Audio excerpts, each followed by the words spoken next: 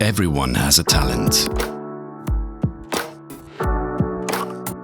Something they are better at than almost anyone else. Raw talent without work gets you nowhere.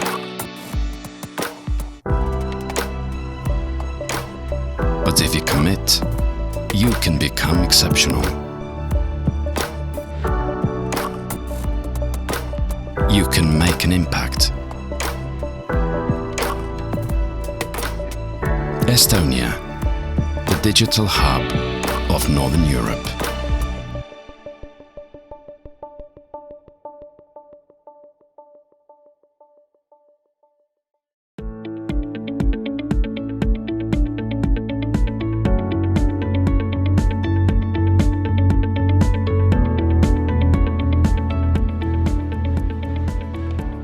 Good morning and welcome to the virtual trade mission to Estonia, the world's most advanced digital society and gateway to the Nordics and the Baltics. I know it's morning for all of you in America. It's the evening for us here in Tallinn, Estonia, and we're very happy to be with you for the next 4 days of information about the Estonian business environment and what's happening over this side of the globe. So we're going to have, as I said, a 4-day mission. Today, we're going to be getting in-depth introduction to Estonian business culture. We're going to look at the ecosystem. We're going to talk about a very innovative product from the Estonian government called e-residency, which is making business hugely easy to do in this country. We're going to look at invest in Estonia and also trade in Estonia. Now, my name is Lewis Zezeran. I will be your host for the next 4 days. We've got a wealth of content to get through and information to communicate to you all. Now, you may be able to hear from my accent that that's not a knife and I am not an Estonian. I'm an Australian. I have lived in Estonia for over 12 years now. I'm an entrepreneur, and I guess I've got to say that Estonia, it's not a bad place to live. It's all right. So, as we proceed on through our days, tomorrow we're going to be talking about food and food tech companies. On Thursday, we're going to be looking at health tech and biotech companies. And finally, on Friday, we're going to be looking at IoT, manufacturing, and electronics companies.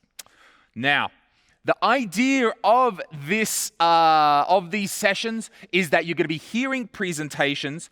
Each day you're going to be hearing from 4 outstanding Estonian companies, hearing their presentations, hearing us discuss, and then afterwards you can interact with them live via the platform that you're watching right now. You're viewing through the Impromptu Me platform, and through that you can make the contact, you can chat to get more information, and there's also a possibility to have one-on-one calls. So stay in here, stay with us for the next 4 days, because I think there's going to be a lot of very useful information.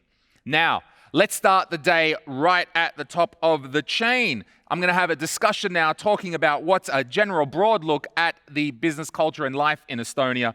So I'd like to welcome here to the couches, we've got the Deputy Secretary General of the Estonian Ministry of Economics and Communications. Let's welcome Mr. Vilja Lubi.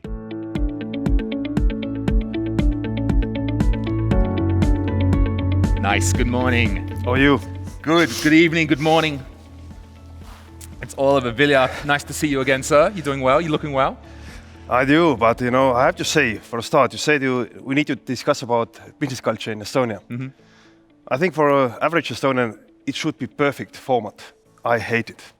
You hate it? I hate it because the thing is, I tell all the colleagues there in America, come to Estonia whenever possible. Come here. I want to see you. I want to meet the people in person, because Estonians don't like to talk people person to person. That's why I invented all those means, e-government, so on, so that please stay wherever you are. But I think we're changing. And you see, I'm wearing a Nehru jacket, so I lived in India as well. In India, if you don't have at least 50 people within 5 meters, it means it's a boring event. It's not crowded enough. So that's why I would like to see people here soon enough. Sure. Now you've touched on a lot of stuff there. First of all, Estonia has a lot of digital systems, and was that born out of Estonians not wanting to talk to one another, or was that born out of efficiencies that the Estonian government, after the history of 20 and 25 years ago, starting with a blank slate and saying, hey, we've got basically a green field. How can we do everything the best way possible? But to come to your point about do Estonians want to talk, you know what? I think it's just, you've just got to get to know them a little bit. That's it. And, half the time, once you get to know them, they don't want to shut up. So I think that's the factor or the cultural thing in there is just talk with people. Maybe it's a little bit different for Americans. You're used to sort of that very strong first thing. I guess with Estonians, it's more like the second meeting is the most important with an Estonian. I agree. And in a way, this format is a crash course for Estonian business culture for Americans. Because, meaning that you don't actually meet in person. So Estonians are very pragmatic in doing business. We send you what we have, the price list. You either like it, you don't like it. Americans would like to negotiate more. Estonians say, come on, it's all here. So in a way, you see that the Estonians really love it. But the thing is that what you said, do you have all those electronic means because, we don't like to talk to people? No. Of course, it's about efficiency as well. We are a small country. We need to, make our government as neat as possible. And now, this COVID crisis actually has really made the point that you need that. I think in a way, Estonian economy has been more resilient throughout this crisis, that our economy has functioned quite well. Because in a way, you can do everything remotely, especially talking to your own government. And that has been extremely important. And I think, also in the future, it's even more necessary because people travel less.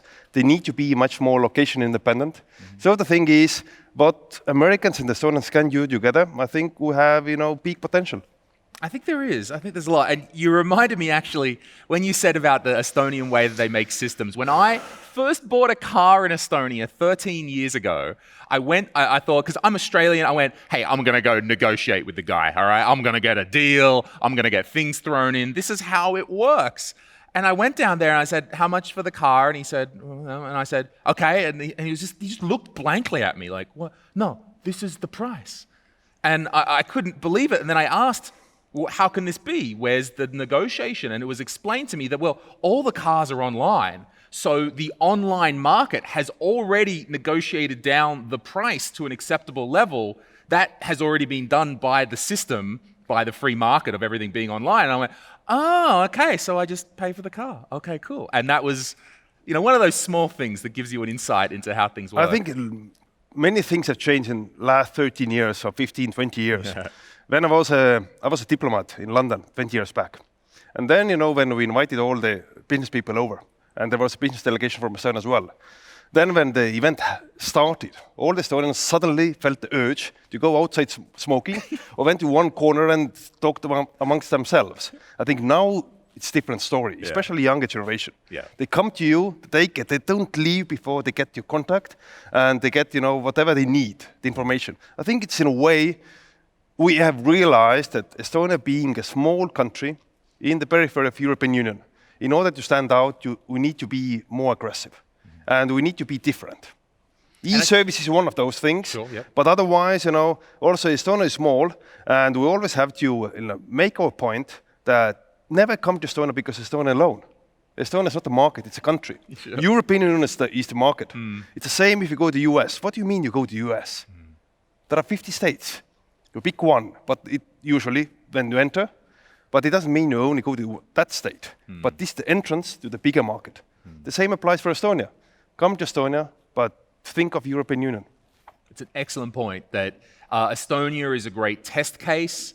It's a great, with the ease of regulation, with the ease of setting up businesses, the ease of doing business, it's a great starting point to then attack the rest of the European Union. And I would say also I see time and time again examples of companies that it's a great test market to use as well. And I think it's a little bit, and I know with my own company as well, we work in events production and live stuff that if you can, Estonia is a great place to tighten up what you do, get your business processes right, find a stress test your business model in this small market where, okay, you make some bad decisions, you're not going to fall too far. And then when it's watertight, then it's time to get out to the rest of the EU, as you say. Exactly, I cannot add more. Yeah, and I think also coming back to what you said earlier, I mean, where does this, you said, why are the young Estonians, why do they have this new attitude? I think a lot of it comes down to this amazing startup culture that we have in Estonia, which does flow from the ease of setting up business, the ease of starting a company. But I mean, I remember when I was 20, just graduating university in Australia, I was like, I'm working for a company. That's, of course, I'm going to work for a big company. I was like, whoa, some guy's making his own company? That's amazing. We're here, it's just the given. You're going to do your own thing. You're going to be an entrepreneur. It's just like, why? Why are you working for a company? Like, it's so easy, and there's such a great culture of it here. And we need it, exactly. I mean, startups, you rightly said, really describes the change situation. Whenever you go to a big startup event in France or Germany, I've been there, 90% of the talks are in the local language, either in French or German. Mm-hmm.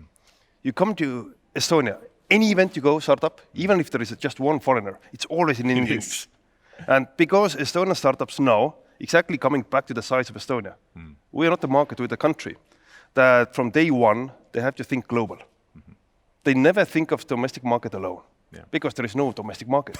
It's almost irrelevant. Yes. So Estonia is a great base to expand to other markets, the European Union most of all, but also in the East, so that don't take Estonia as a place that you need to conquer separately, but take Estonia that you really can be a good base for your expansion further. Nice. I think that's a very nice place to wrap it up. You worded it very well. Thank you, sir. Thank you so much. All right. Boom. Okay, so we're getting going. We're trying to give you a flavor of what's happening over here. It's an interesting place. It's a dynamic place to do business in Estonia. So, talking on that topic of doing business in Estonia, now we're going to be having two representatives from the Estonian Investment Agency. We're going to get down into the details a little bit more. So I'd like to invite now to the couches Maris Pri and Vaha Lepik. Nice, we can hear the cheer of the crowds. Yay, Sit down. All right. Woo, we got some time, we got some water there. We got 20 minutes now to sit and chat. It's nice. It's like the Estonia podcast. That's what we're doing. Let's try to use the time wisely, right? That's right. We can calm down. We've had all the coffee here because we've been going through the day preparing for this event. So, okay, maybe let's start from the beginning. I mean, how do we talk about Estonia is the most advanced digital society? Oh, we can do all this, and it's often like, what is digital? What does this mean? And I think we should explain that with some real examples. But let's start from the beginning. Like I was talking with Vilja, how do we even get? And how is Estonia digital, but this hasn't really been done as well everywhere else? I think Viljar gave a very good explanation why Estonians are going digital, why they started going. So saying that we didn't want to interact in person, hence it's easier to do it online. There is some truth in it, definitely. But looking back in time, the beginning of 90s when Estonia got its re-independence, it was a tough world. It was a tough situation. Well, tough here at least. I don't know about yes. But. It's the scarcity of the resources definitely was a question for Estonia, but it is not correct to say that we went digital because we didn't we were so poor and didn't have money to do the physical thing. Sure. I would pinpoint it down for more that Estonians' unique situation that we have the population density is really low in Estonia, which means that we have a vast areas in countryside where people also should be receiving government services, but government is not big enough to be everywhere. So that was one of the reasons, like how can we make sure that all the citizens do have access to the government services in the countryside, in the rural areas as well, without being forced to have these government offices everywhere. So that's one point, and I would say the second point for Estonia is, definitely it was the lack of legacy infrastructure. We had to build everything from scratch. and there was a choice: do we use an older infrastructure, and there were offers from good neighbors on the table that they were willing to support us or donate us to the infrastructure that they had been using. But the bold decision was that no, we go for the new technology and we do it differently. I think a lot of that can also come down to, in my observation, the small population size of Estonia and the relatively somehow there's just a view of somehow Estonians just want to get on with the job. Yeah. I don't know where that comes from. It just seems to be. So you've got this relatively small population, 1.3 million people, who are just we want to get on with the job. What's the problem? Because I always compared it to my home country of Australia. 25 million people all running around like headless chickens, just mate, No one can decide on anything. And of course, social change is more difficult in such an environment. And there was just such this unique example of that situation. But anyway, do you have some thoughts on that topic, Vaha? I mean, if you talk about computer terms, then there's a joke that we had to reboot our country. So the young government actually decided, like Maris said, to make those decisions to do it our way. And so far, so good. So we can say that it worked. Okay.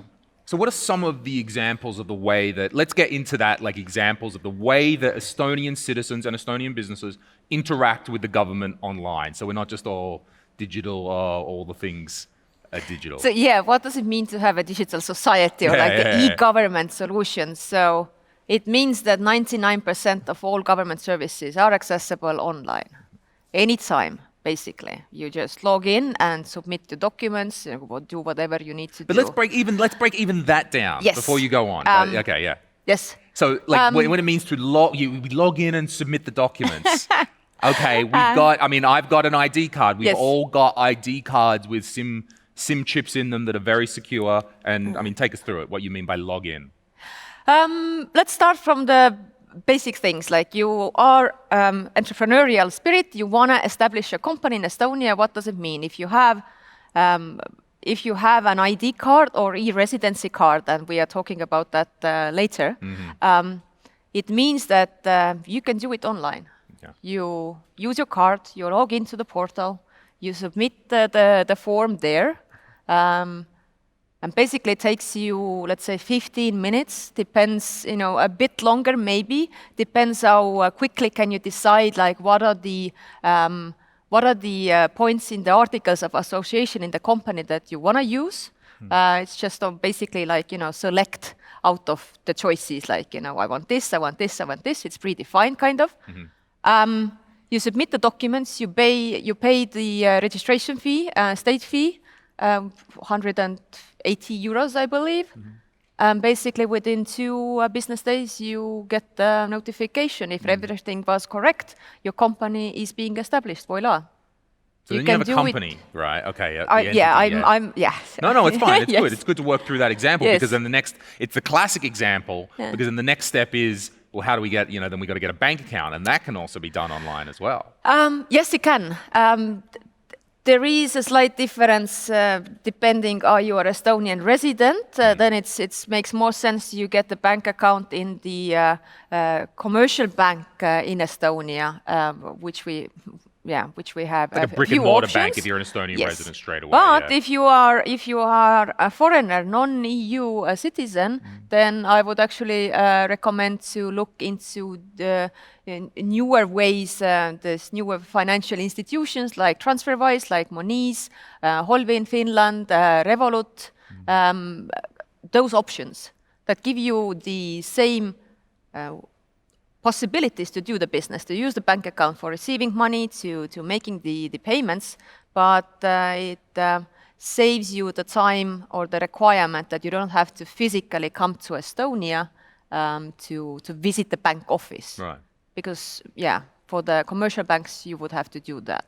And the e-residency we're going to get into in our next session after this, talking about, and e-residency is basically a system where foreign nationals can get equivalent online rights as an Estonian resident. So you get a card, you can interact with the Estonian government and get the rights to do that. Basically, almost get everything without a physical residency that allows you to interact, make a business, and so forth. And it's a really innovative scheme, and we're going to talk about that in the next session. But going on with the specific examples, like you have a company, like one of the things that every company has to do is file the tax declarations for the government quite regular basis, right? If you do have the e-residency card or Estonian ID card, you can do it online. Again, you don't have to go anywhere, you don't have to queue anywhere. You do it from home, you log into the tax authority's service portal, you register your company there, you assign, if needed, who is the accountant or the person responsible on behalf of your company to fill in declarations, and voila. Again, you don't have to go anywhere. You can do it online on a regular basis from home, from wherever. I would say the only time I've had to physically interact with the Estonian government in maybe 4 years is I recently had to go pick up my new ID card because it got renewed for another 5 years. So you have to actually, that's the only time that you need to interact, is to actually get the ID card to then go home and then do all of your interactions online. Even renewing my visa, I had to go through a migration process due to stay here. All done online, all communications done in good time with the person. And then great, you're accepted, come take your card, you're good to go. On that, a good example I think that many Americans can relate to quite easily is how do you get your driver's license in Estonia? Oh, I did have to go to the office for that. Did go you? ahead. Yeah. Well, okay. For the first time, perhaps you do have to go. I'm not sure about that, but if you're renewing it, now the option is that you don't have to go to the office. They will notify you that would you like to the renewed card to be sent to your postal address, which is the address, is it the way you register that? And it's done. No DMV lines here.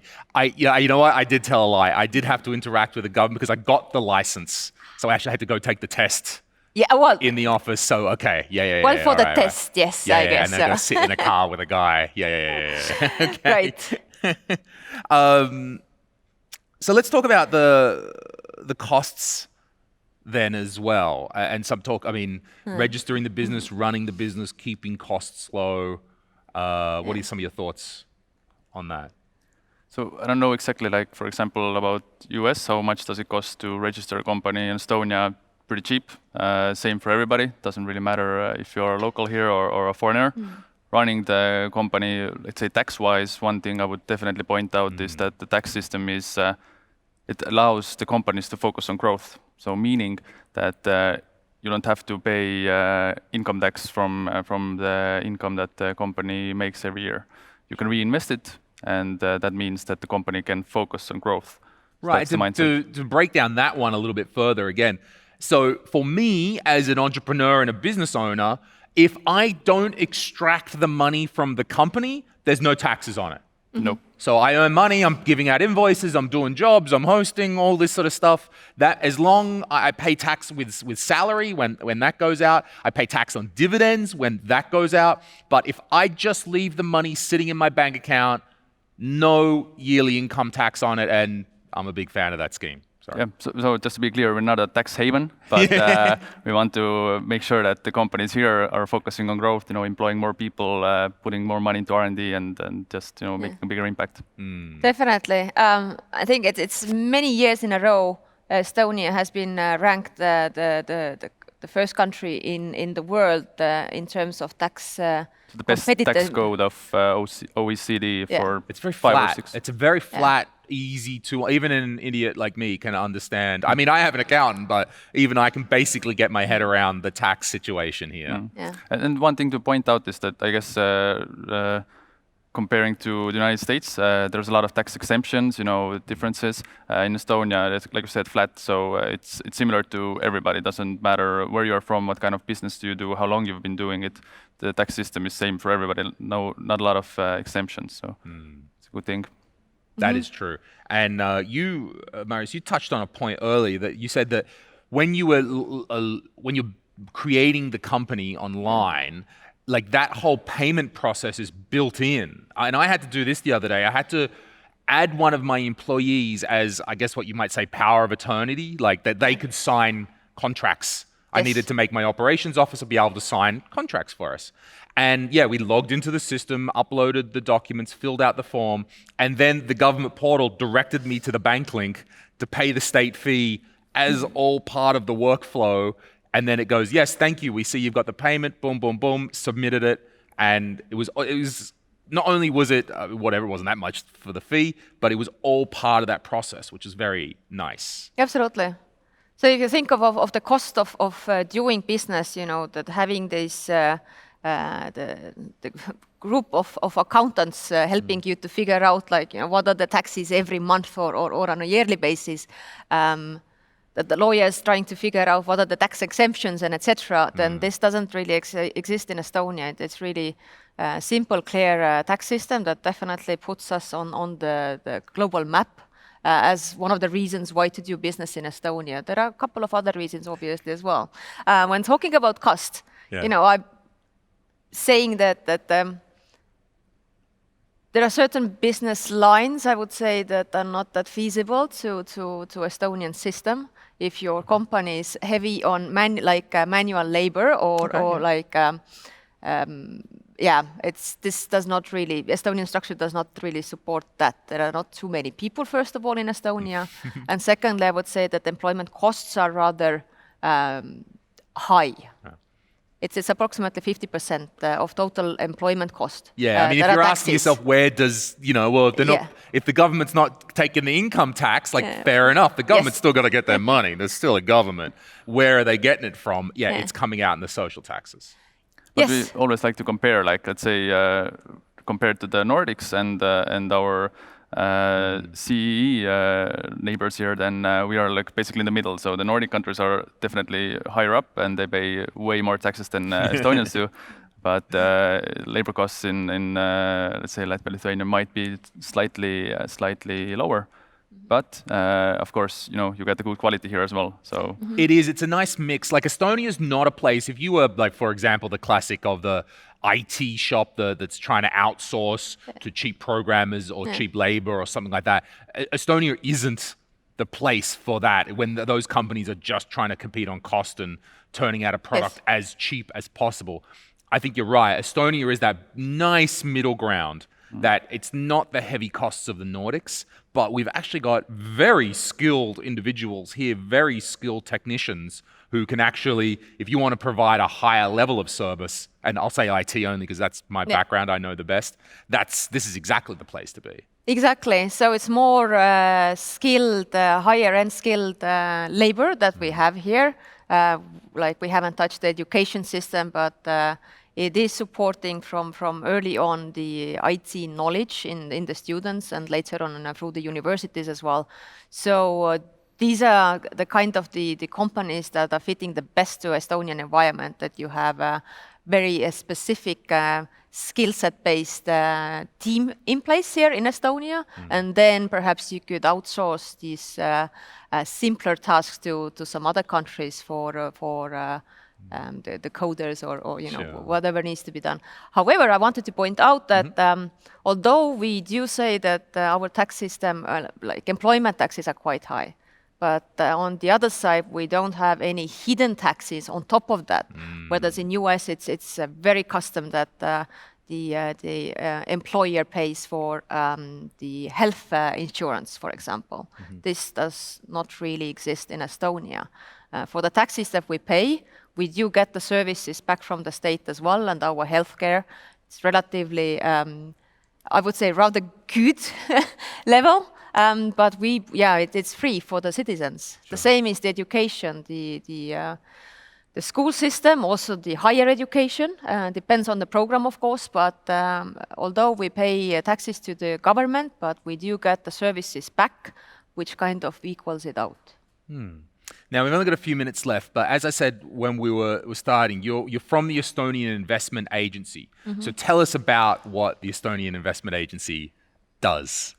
So we are a classical investment promotion agency. The Estonian Investment Agency is one part of Enterprise Estonia, and then our job here is to promote foreign investments to the country. So help we service the foreign investors who are, let's say, scouting in this region or all over the world for new locations, maybe even venture capital firms who are looking for startups to invest in and so on.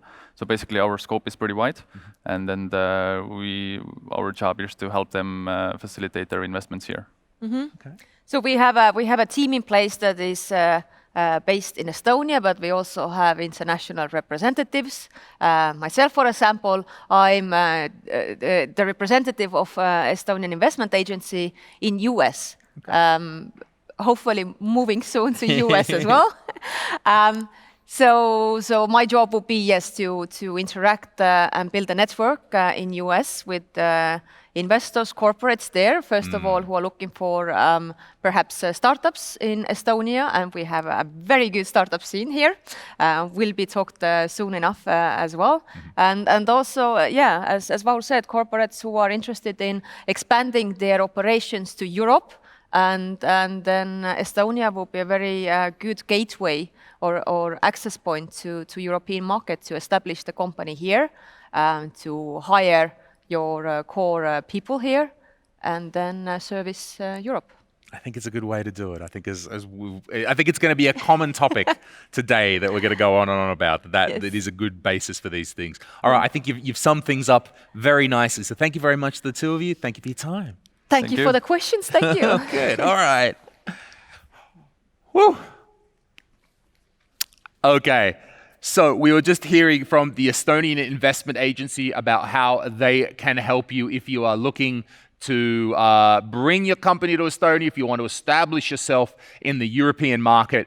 We humbly think that Estonia is not a bad place to do that. And if you would like to ask more questions and get some interaction on this topic, you can do that inside of the Impromptu Me app where you're viewing this right now. We've got representatives who can help to answer your questions. If your questions are not answered straight away, they will absolutely be answered over the next few days. Okay, our next discussion is we're going to be talking about a very innovative program instigated by the Estonian government called e-residency. And e-residency is really the secret sauce that combines the way that you can run, own, and administer your business inside of Estonia. So to talk to us about e-residency, I'd like to welcome here Alex Wellman. Nice. Hello. How you doing? Good. Good. You're representing with the jersey there. Yes, That's sir. Nice. So Alex, wait, you're not Estonian, are you? I'm not Estonian. Okay. I'm American. Nice. Okay, how long have you been here for? I've been here for 4 years, actually. Okay. 4? Okay, only So 4. not as long as you. not quite as long as It's you. what all but foreigners do. Oh, only Yeah. 4. You're new to this. No, it's more like only 4 winters. Okay. No, it's not so. So tell us, 4 years ago, what brought you to the country of Estonia? Yeah, so I'd worked in the public sector in the U.S. for some time, and I was working there thinking like there has to be a better way, right? There has to be a better way than the way we do things many times in the U.S. So I had been to Estonia on vacation, started following a little bit, starting reading about e-governance, how things work so well here. And e-residency really interested me, and I just applied online, and I've been here ever since. Huh. So, Okay, then did you come here and find a job, or what was that process? Did you already secure one, or? yeah, I moved here to work for the e-residency program. Right on, Yep, excellent. yep. So let's get into it. Tell us break down what this e-residency program is. Sure. So if you've been attending the trade mission today, you're going to hear a lot about online services. You're going to hear a lot about how everything is digital in Estonia. But you think, okay, Estonia, 1.3 million people. That's not very many, right?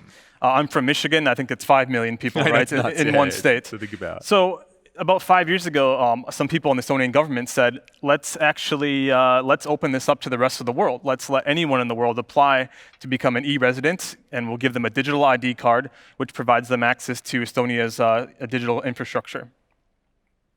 Right, because that's the question. If we've got all of this great infrastructure here, how can someone who is not a resident use that? How can you leverage that? How can you?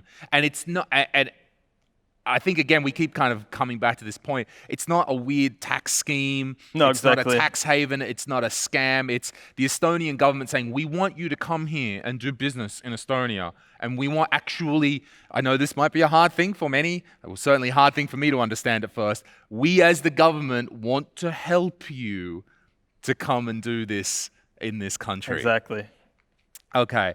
So how, I mean, give us a little bit of a history of the program. It's certainly be implemented in phases over the years. Kind of what was its kind of birth point and where is it now? Yeah, I mean, it started off really simply. It was just, let's take our digital ID card and let's give access to other people around the world. First, you had to come to Estonia twice to complete the process.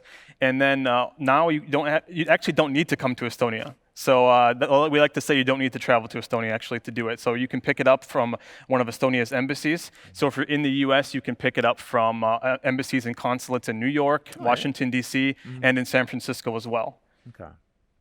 Right. And so the idea, and maybe, I guess in one way we've been talking a lot today about big business, employing many sorts of people. But I think there's another very interesting use case that can explain e-residency. We can just be, oh, I'm a freelancer. I need to do some work. I need to provide invoices, and I need an entity to bill through, maybe particularly for the European Union or something like that. Yep.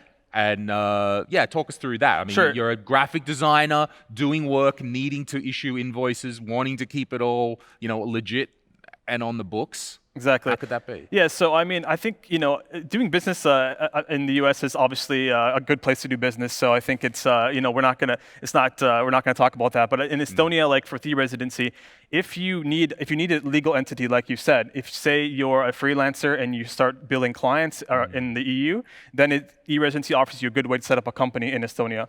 Or if you're a larger company, maybe doing an investment in the EU and you need to digitally sign some documents or something, Estonia is a really good opportunity to kind of get a foothold in the EU market.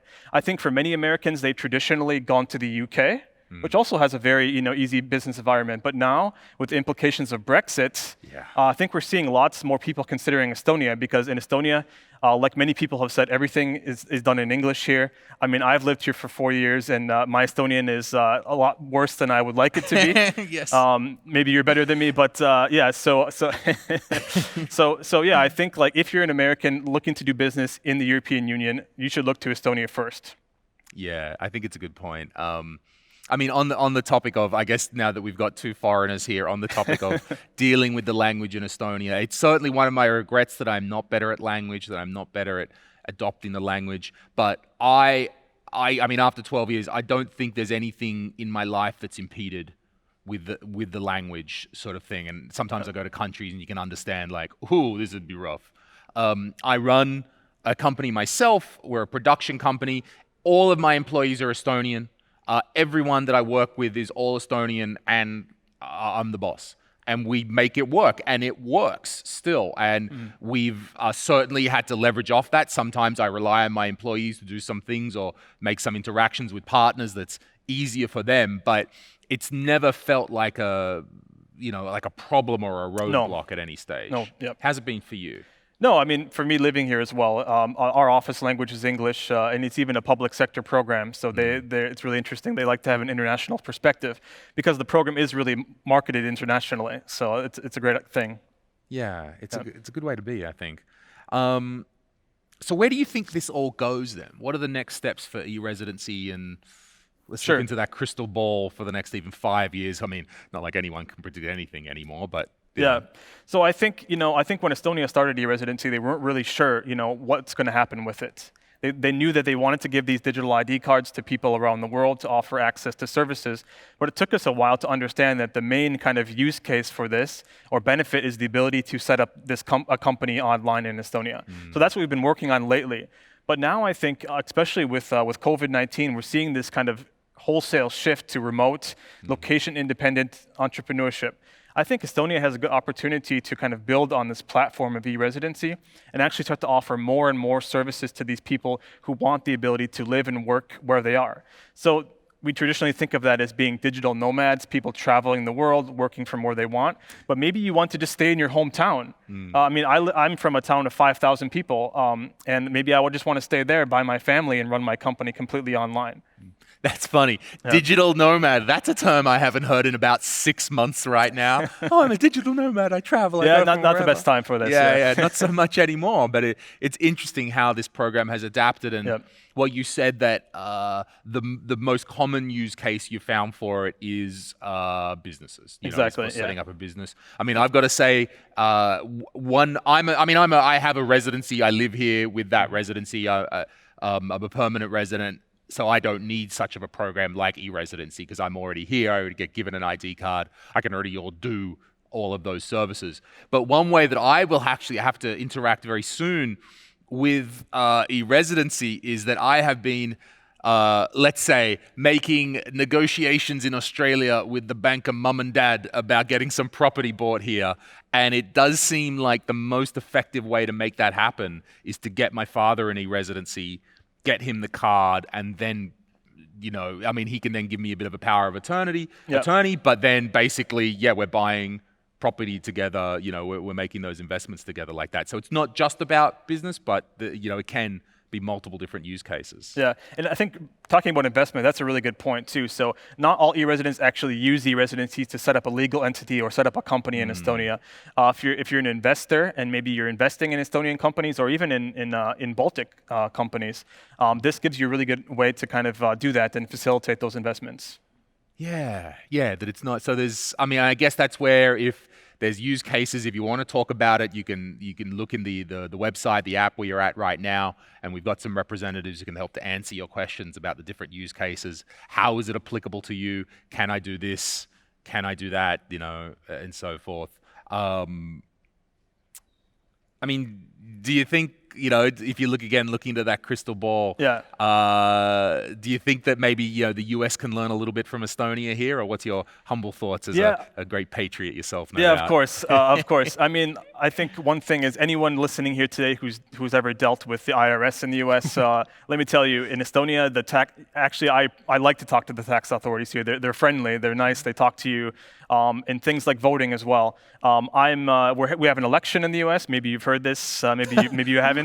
Really? A little thing. We're not going to get into the political side of it here, but living here, I'm waiting for my ballot to come in the mail, and I'm still waiting for it. I've been waiting for a few weeks.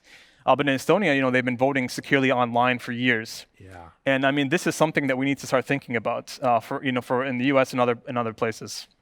Yeah, definitely, and it's something that's taken for granted. I can't, with my legal status, I can't vote in national elections, but I can vote in municipal, like county-style elections. And it's amazing. And I mean, we trust it, and it works, and it's good, and it hasn't been hacked. We actually have, so it's a real thing that works. It's a great example. Okay, Alex, that's all the time we've got today. Thank you very much, sir, for your discussions about e-residency. Thank you. All right. All right. Thanks, man. So that was about e-residency. That's the kind of the key, as I say, the secret sauce, the way that you can interact with your trade, with your investment, with your entity here in Estonia, how you enable that. You're able to do that all online, as we said. You don't necessarily need to even link it up to a bank account if you just want to, and then with that, you can digitally sign documents, interact with the Estonian government. I'm a big fan of the program. Okay, we're going to do it again. We have another session now with another foreigner, two foreigners telling you about Estonia. It's the way to be. So from my next guest is from Trade Estonia. I'd like to welcome James York. Very nice. And the crowd goes wild. Here we are. Thank you, sir, for coming on. Good to sit down with you. Yeah. I'm like some Estonian Jimmy Kimmel. Yeah, in our morning for America. So, James, this is the story. Look, every time one foreigner gets me, so tell me, why do you come to Estonia? So cold country, why you live here? Tell us about it. So I actually used to live here for about 4 years. So I married an Estonian, subsequently had a child, so my son is Estonian. And I started my career in finance and then real estate. And when I got to Estonia, I started working with technology startups. And I understood that this combination of New York corporate background with technology and startups was a really, really good mix. And that's basically where I've been until I went to work for the government. Okay. So here I am. I'm now Director of U.S. Business and Innovation for Enterprise Estonia. I work from the Consulate General in New York. And my role is really to help act as a bridge between both my homes. So What might be some of the things you're doing on a day-to-day basis? advising Estonian clients on U.S. market entry, helping them to find local partners, also helping U.S. companies who are looking at expanding into the Estonian market, maybe looking for investment acquisitions, maybe making an FDI play, opening up manufacturing facilities. So really just facilitating more stuff in both directions. That's really why I'm here. Okay, sure, with that unique insight that you have to both worlds there. So usually Yes. you're based in New York, I am. understand. Okay, but I guess with COVID, you were able to get back Yes, here. And so I am working remotely from HQ due to COVID, yes. Sure, okay. And that's a little bit uncertain about when Yes. you're going to be able to get back and Yeah, those so implications. 2021 is looking good, but I'm definitely here through the end of the year. Okay, not bad. Now, Estonia is known as a sort of, everything is E in Estonia. We're E-residency, we're E-ID, we're It is. E-pharmacy, we're E-everything, and we're all about the startups. But from some of the work you do and just even your experiences here, give us some more of the flavor of Estonia and what goes on. Yeah, so I mean, just to touch on startups, I mean, the startup ecosystem in Estonia is absolutely amazing, and it's earned the country really this image of this gleaming unicorn on the hill that's just amazing and radiating business and all sorts of really great stuff.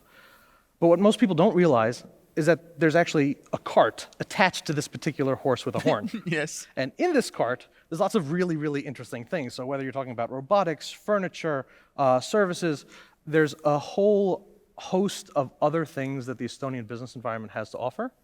And they are all of equal quality to what the country is really known for in terms of its startup. But drill down cachet. drill down into maybe one of those examples. You're very broad there, but Yeah, so one company you'll actually see on the fourth night of the mission is Cleveron. So they're making autonomous package delivery robots and addressing the last mile delivery problems. And they're actually working with Walmart in the US. So they're doing amazing things. right, Cleveron have got they've got the cylinder kind of tall Yes. package delivery. Yes. That if I want a package, I can go punch in my number and get that out. Exactly, Of and there. that's super common here. So you've got all Yeah. sorts of different mechanisms like that across all the sorts of different companies. But Cleveron is bringing that Estonian innovation to the world, right. and it's amazing. That's amazing. They got the contract with Walmart to work with them to start to. How are they helping Walmart? Do you know specifically what they're doing with those? So they have their package robots set up in stores so that people can order online and just go into the store and save time and pick it up. And There we go. A great Estonian solution. Yes. You don't have to talk to somebody in Walmart anymore. Thank you very much, America. We're giving you something. What do you think when you compare your own from America to Estonia? What do you think is, or some of the qualities that define an Estonian company, or that they generally exhibit? so I think that Estonia is not necessarily on a lot of people's radar in the States. But the minute somebody gets introduced to the country, what they very quickly understand and realize is that it's really a very Nordic culture from the business perspective, from the social perspective, and that means that the values like transparency, saying what you're going to do and doing what you're going to say, Yeah. that's just part of the ethos and the kind of the DNA of the country, and it makes the interaction between U.S. companies and Estonian companies really, really smooth because there's that level of trust and sincerity in what you're doing that you don't necessarily find everywhere else. There is that I would say that. I mean, we've joked a lot today about, okay, Estonians, are they shy sort of Nordic people or something like that? But when they say it, they mean it. They mean it. If an Estonian tells you something, it's going to happen. Yeah.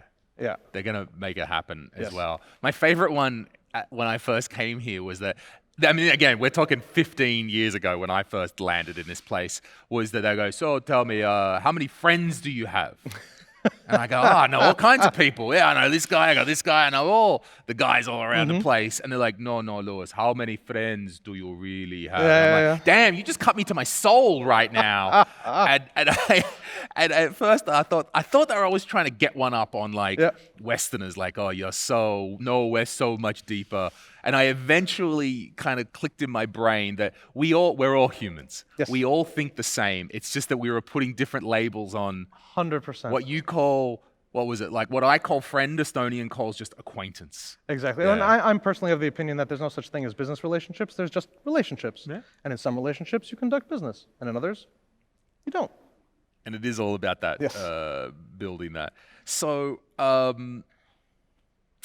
are we going to go with here? We've got a few minutes left here. It's very interesting. I mean, interacting between the two different business environments. You touched on that a bit, that an American, can generally trust what's happening here and trust what's going on. Tell us a little bit more about that, interaction between the two business cultures and what you've experienced. Both, some can be positive, some can be negative that you've got to get over, and those challenges that you've gotten over in that regard. So I think from the Estonian perspective, the thing that maybe trips Estonians up most often is that Americans, we smile a lot. And if an Estonian is smiling at you, it means something good is happening. Whereas it's not necessarily always the case with the American culture. And from the other side, I think Americans are kind of expecting more of an Eastern European flavor to things. Yes, hello, you want to do business with me, my friend? Come, yes. And then they get here and they understand that they're it's almost as if they're dealing with the Finns or with the Swedes, and they're really pleasantly surprised. And I think that's kind of the magic of it, is kind of just being able to expose both sides to each other, and especially being able to surprise Americans with what they find here. Yeah, one thing that I've enjoyed over the last 15 years or so has, for me, I think seeing Estonia grow up in that way. That I do admit, when I first arrived, I was, this dumb little Australian kid going backpacking on an adventure, and I was like, oh wow, I'm on the edge of Russia. This is amazing. Look at all this backward stuff here. These old buildings, whoa. And I've seen, and I've been here for that long to see the advancement in Estonia, and now everything is here that I want. Maybe, I think I can even get Tim Tam biscuits these days. Like, I can't think of almost anything. I can get my Vegemite, mate.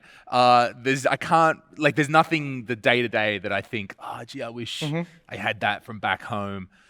Maybe Bondi Beach, but, hey, that's fine. I could go from that one. Yeah, and I mean, as a New Yorker, I live and die by Amazon Prime and their 2-hour delivery windows. And even that has been, you can get anything delivered to you online, and a lot of times with some really cool robots involved. Yeah, that's right. So Cleveron's doing. I mean, we have multiple package companies available here. Starship Technologies. They've got these really cute little autonomous robots that drive around everywhere, and you can put your groceries in. So it's amazing just walking the streets of Estonia, and Tallinn in particular, and seeing not just innovation being spoken about, but literally seeing it walking next to you on the street, and that's something that's just amazing here. It is. Maybe you've seen the Starship robots, and they're the ones with the 3 wheels. It looks like Icebox, I guess you would call it in America. It looks like an esky in Australia with 3 wheels on it, and it's really common. You just see it. They're because they're learning they're training the AI for this stuff, and sometimes there's someone walking behind it, and you can tell that they're working with it. And sometimes, and you see it, it comes up to the street, it stops, it does its thing, it crosses on the light. It's very polite. It's very polite. It is very polite, and like Estonians. It's normal to see them just testing that out around Estonia. It's very interesting. Okay.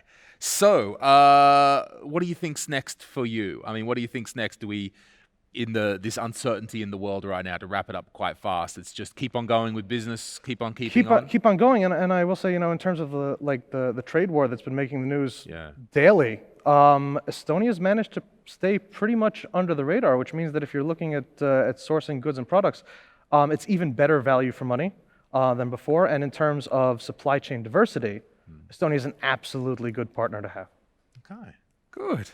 All right. Well, we're on with that one. So we're going to the next talk. So James, thank you very much for your conversation today. A pleasure. Thanks, man.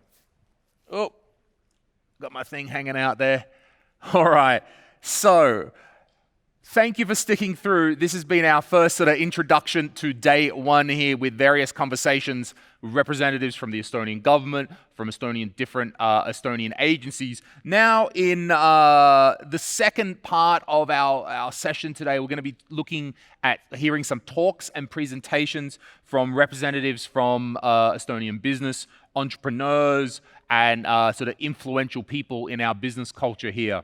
So the first person that we're going to have to give you a presentation today, I'd like to present the Estonia's first CIO. The country of Estonia has a chief information officer. So this gentleman was Estonia's first CIO, engineer, entrepreneur. Let's hear from Taavi Kotka.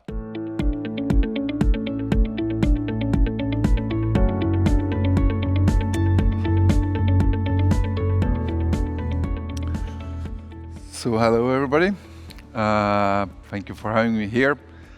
I'll give you a quick presentation about Estonia and why the country is E, and also some overviews about the ICT sector and our startup sector or startup scenery. So yes, it's true, country has chief information officer, but I'm the previous one, not the current one. And Estonia has been very active developing their whole digital society, not only last 10 years, but already many decades. And the reason for that is very simple. The country is large. It's large land-wise. It's larger than Switzerland or Netherlands, but it's only has 1.3 million people, which means that it's very hard to govern this kind of country. And it was clear for the private sector already since 90s that if you want to efficiently run your business here, you have to push people towards self-service. So the digitalization started from the private sector, but was very quickly followed by the government. And it was designed by very smart engineers.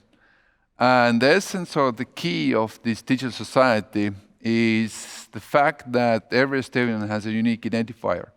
So all Estonians have a code, the digital name, that can be used by both sectors, by the government sector and by the private sector, which means it's very easy and it's very we can basically combine any data source from the private sector with the data sources with the government sector. Also, every person in Estonia, every adult has a digital identity that can be used for authorization or for authentication. So single sign-ons, document signing, voting, it's all there. And like said, the power of the e-Estonia is that we can truly combine information from both sectors. What it means? It means that, for example, if you go to the doctor and instead of asking from you what have you had as previous illnesses or do you have any allergies, what kind of drugs you take, it's all actually pulled from different hospitals and showed in front of the doctor. So all the hospitals have an ability to exchange the information. The same way our taxes or tax declarations are fully automated because the systems are capable to pull information from the banks or from different registries.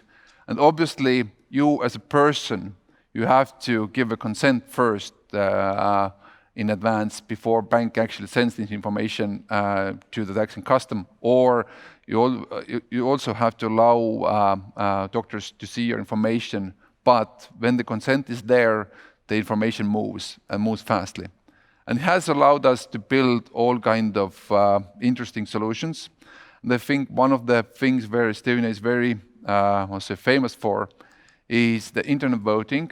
We actually can vote over the internet, and we have been doing that since 2005. So I'm not talking about election polls or election machines in the corner of certain rooms, but literally behind your computer or behind your laptop. It doesn't matter if you're in Tokyo or in Moscow or in Tallinn, you can vote and elect your politicians. And it has been increasing year by year, and closely now it's 50-50. So half of the people are voting over the internet, and half of the people are voting on paper. Another area where Estonia is doing really extremely great is education. This is a slide showing that Estonia is number 3 basically in PISA test in the world, way ahead from US, to probably say. And the reason for that is also digital tools and the freedom that we give to the teachers. So every teacher can choose how they actually want to teach the curriculum to the students, but also the parents are heavily involved. So for example, here's an example of my daughter. I can see how she's performing at school, but also I see how she performs against her class. So which means that if she's among top 3 or top 10, everything is fine. If she's among last 8, let's 7, definitely I will interfere, or the mother will interfere, and we help our daughter to get better with the grades and to help the study. It's a simple example, but it shows how well the private sector and government is combined. And even if we don't know the need for the data today, the architecture, the infrastructure is built in a way that if there are need in the future, we can always combine the data. And as the government and also the private sector is fully digital, this has allowed us to create country as a service.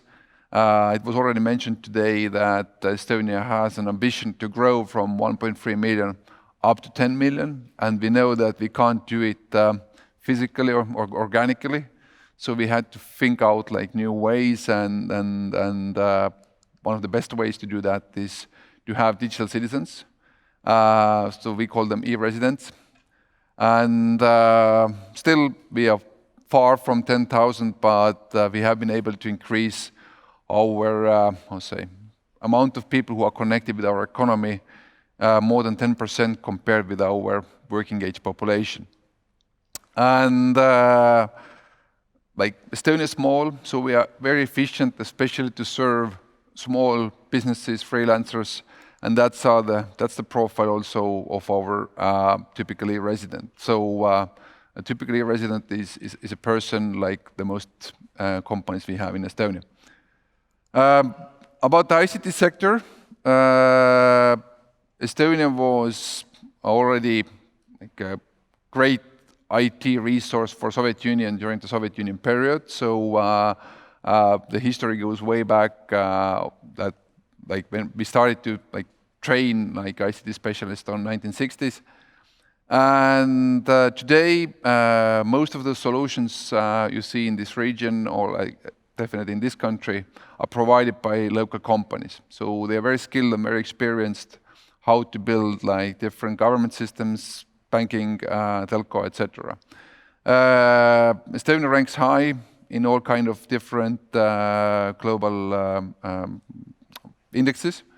And we are especially, I would say, proud of our cybersecurity policies and cybersecurity history, as Estonia was the first country with Russia to have official cyber war in 2007, which in human history. That teaches us a lot, how to be more secure, how to protect your country, and how to be ready, even if needed, to back up your country in data embassies, which is a cloud infrastructure we have outside of Estonia. About the startup scenery, we can say it all started from Skype. Skype was developed in Estonia, and so our own startup scenery started to develop mostly in year 2005. Today we have around 1,000 startups, and around 1% of the whole working population is connected with startup scenery. Startups are creating more than 3% of our GDP, and I think it's most important is that this sector grows more than 30% year by year, and thus has been doing that last 5 years. And if this development grows and continues, We expect startups to make at least 11% of our GDP by 2025. Most known names of our startups, top 10 startups by funding. So those amounts here are representing the amounts of funding that startups have got. Like world known, definitely TransferWise.com, Bolt, which is like equivalent to Uber in Europe and Africa, Starship, delivery robots, Pipedrive. I think those are like our like most unicorn-ready companies that we are proud of. But that's not the list only. As said, there are more than 1,000 startups at the moment in Estonia. So I really hope that you will find like something interesting from those lists. I really hope that you have time to read some articles about Estonia to understand like how to build a modern digital society in a way that has been never seen in the world. So thank you for having me and good luck. Thank you, Tavi. And Tavi was talking about, the startup scene is very interesting here for me. And through my time in Estonia, it's been very interesting to see, like literally see in front of me, some of these startups go from 2 people to billion-dollar unicorns. And I remember first hearing about, there's a couple of guys doing money transfers. There's something or other called TransferWise. What is this company? And that was whatever, 10 or more years ago. And now to see their globally dominant from their basis in Estonia. And what that I think also that brings into the country is, it was mentioned when it started with Skype. Skype got sold. That money that was basically reinvested into the company.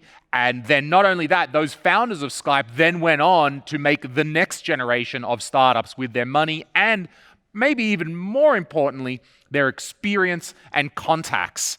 And so it's almost like a growing tree that's been growing ever since, keeping that experience in the country, keeping the funding here, and it's definitely served the Estonian economy very well.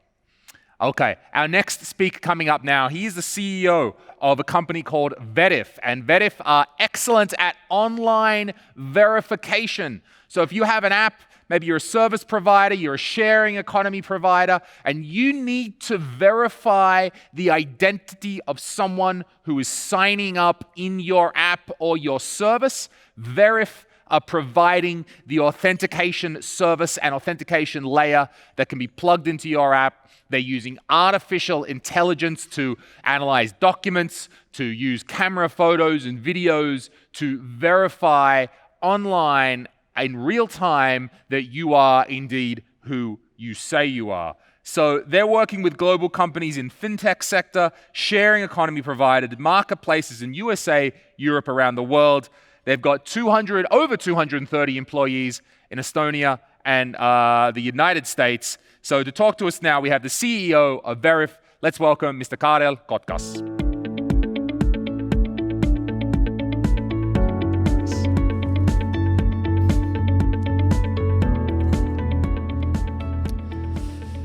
Hi there, I'm Karel, founder of Veriff. Veriff is building infrastructure for trust. We allow any website and mobile application to match the person with government-issued ID. So, why it's important? Well, there's no trust online. People and businesses bear losses totaling 200 billion each year due to identity theft. And it's been fixed by charging honest people more to cover up the cost of fraud. The solution lies in proven identity. And the way Veriff does it makes trust bulletproof. We built technology that makes online identity verification more secure than physical face-to-face verification. Well, why it is as that? So at first, people are subjective by nature. You can't trust your eyes. We've built a solution that within our video-first approach, together with device, network, and behavioral information, enables our intelligent decision engine to give out objective answers by leaving out the subjectiveness of people. Even when one verification session still demands for support and manual support, then our decision-making algorithm is always in charge of the final say. This has enabled us to provide over 90% automation by having only 0.2% false positive and 0.15% false negative rates. So our solution enables to make your service accessible from distance. We can solve the trust barrier for your new business to enter internet. We enable to make honest people trusted and make sure that the fraud already stays at the onboarding step. For financial services, we deliver KYC compliance, and we enable you to be global without borders. So our verification flow is very simple, and it's simple by design. As a first step, we ask people to have an overview, what they have to be prepared for, and give a consent for the session to go through. Then we ask for the country of residence and also the document type they are having on hand.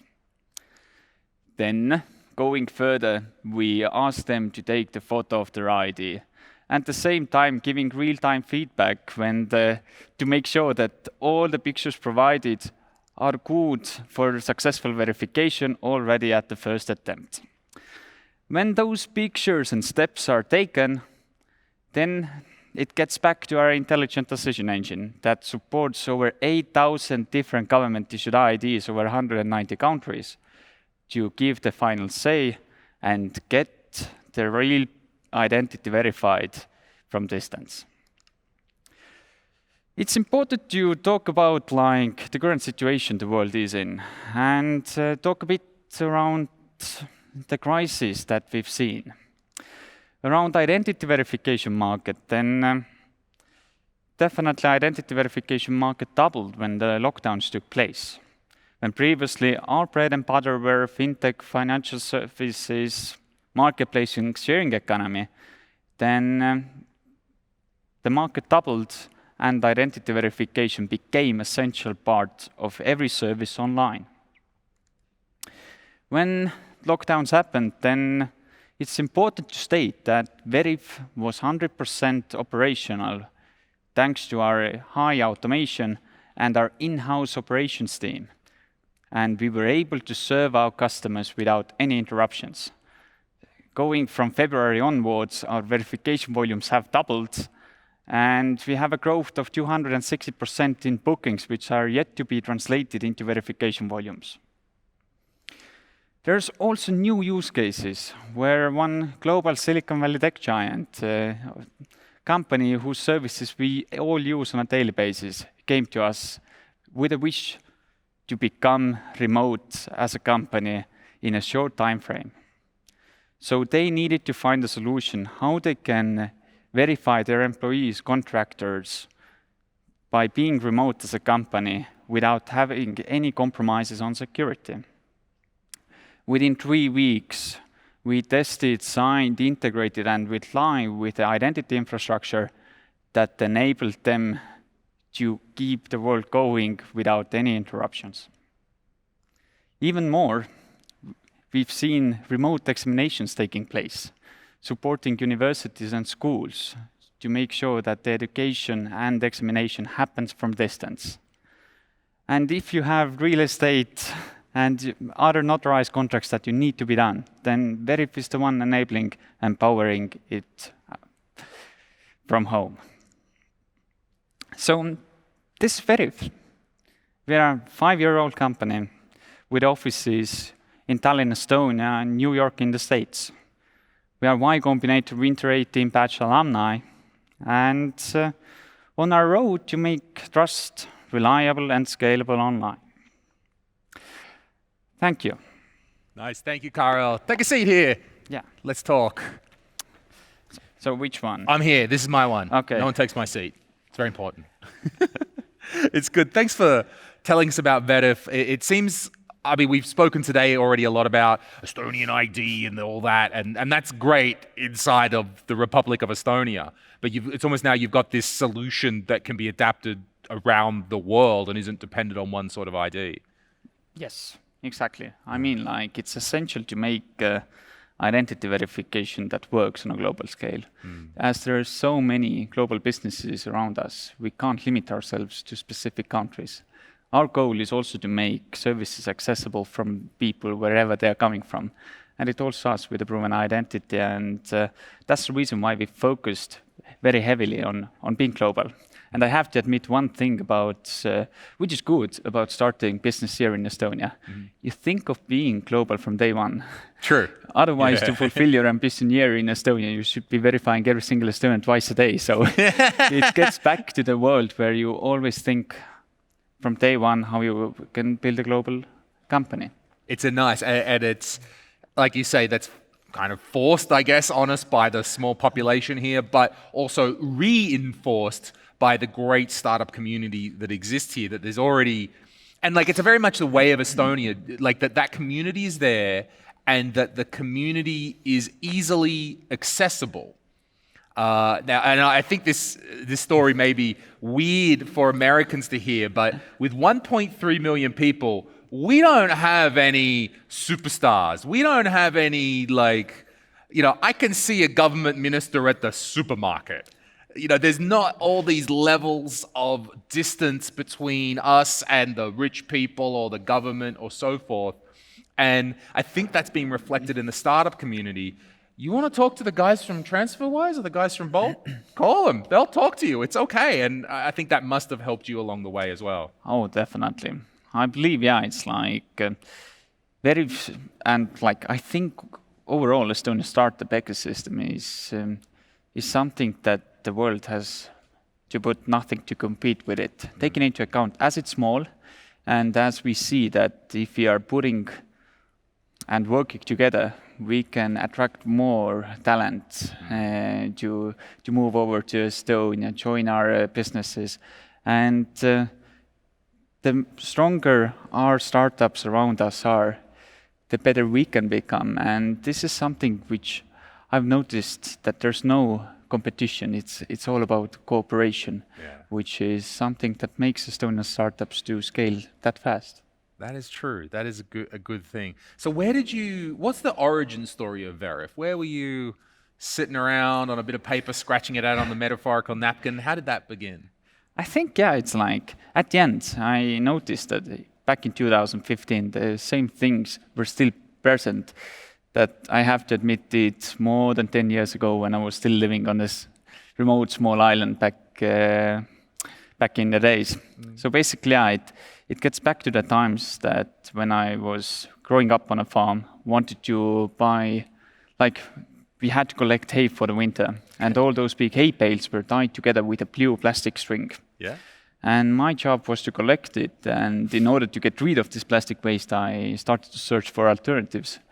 Found a biodegradable hay bale twine online, basically something that guys cows could even eat. Okay.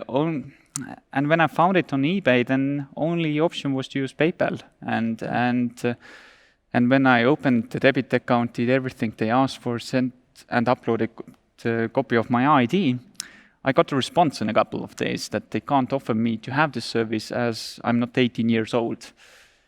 And I have to admit, at that time, without thinking twice, I changed my date of birth from 1994 into 1984, uploaded the same photo, and my order got confirmed. And those are the things that were still present back in 2015. Yeah, this is only 5 years ago. Yeah, and in order to make more trusted services online, the problem is so much bigger than the hay bale twine, basically, and it gets into proven identity. And this is where we understood that Estonia has amazing domain know-how around digital identity, and building it here from Estonia to bring it on a global scale is a match made in heaven.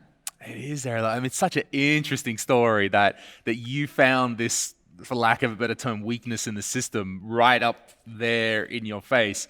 And secondly, it's a great example of Estonian innovation that you're like, I can do it, no problems. It's very Australian. We would also do that way as well.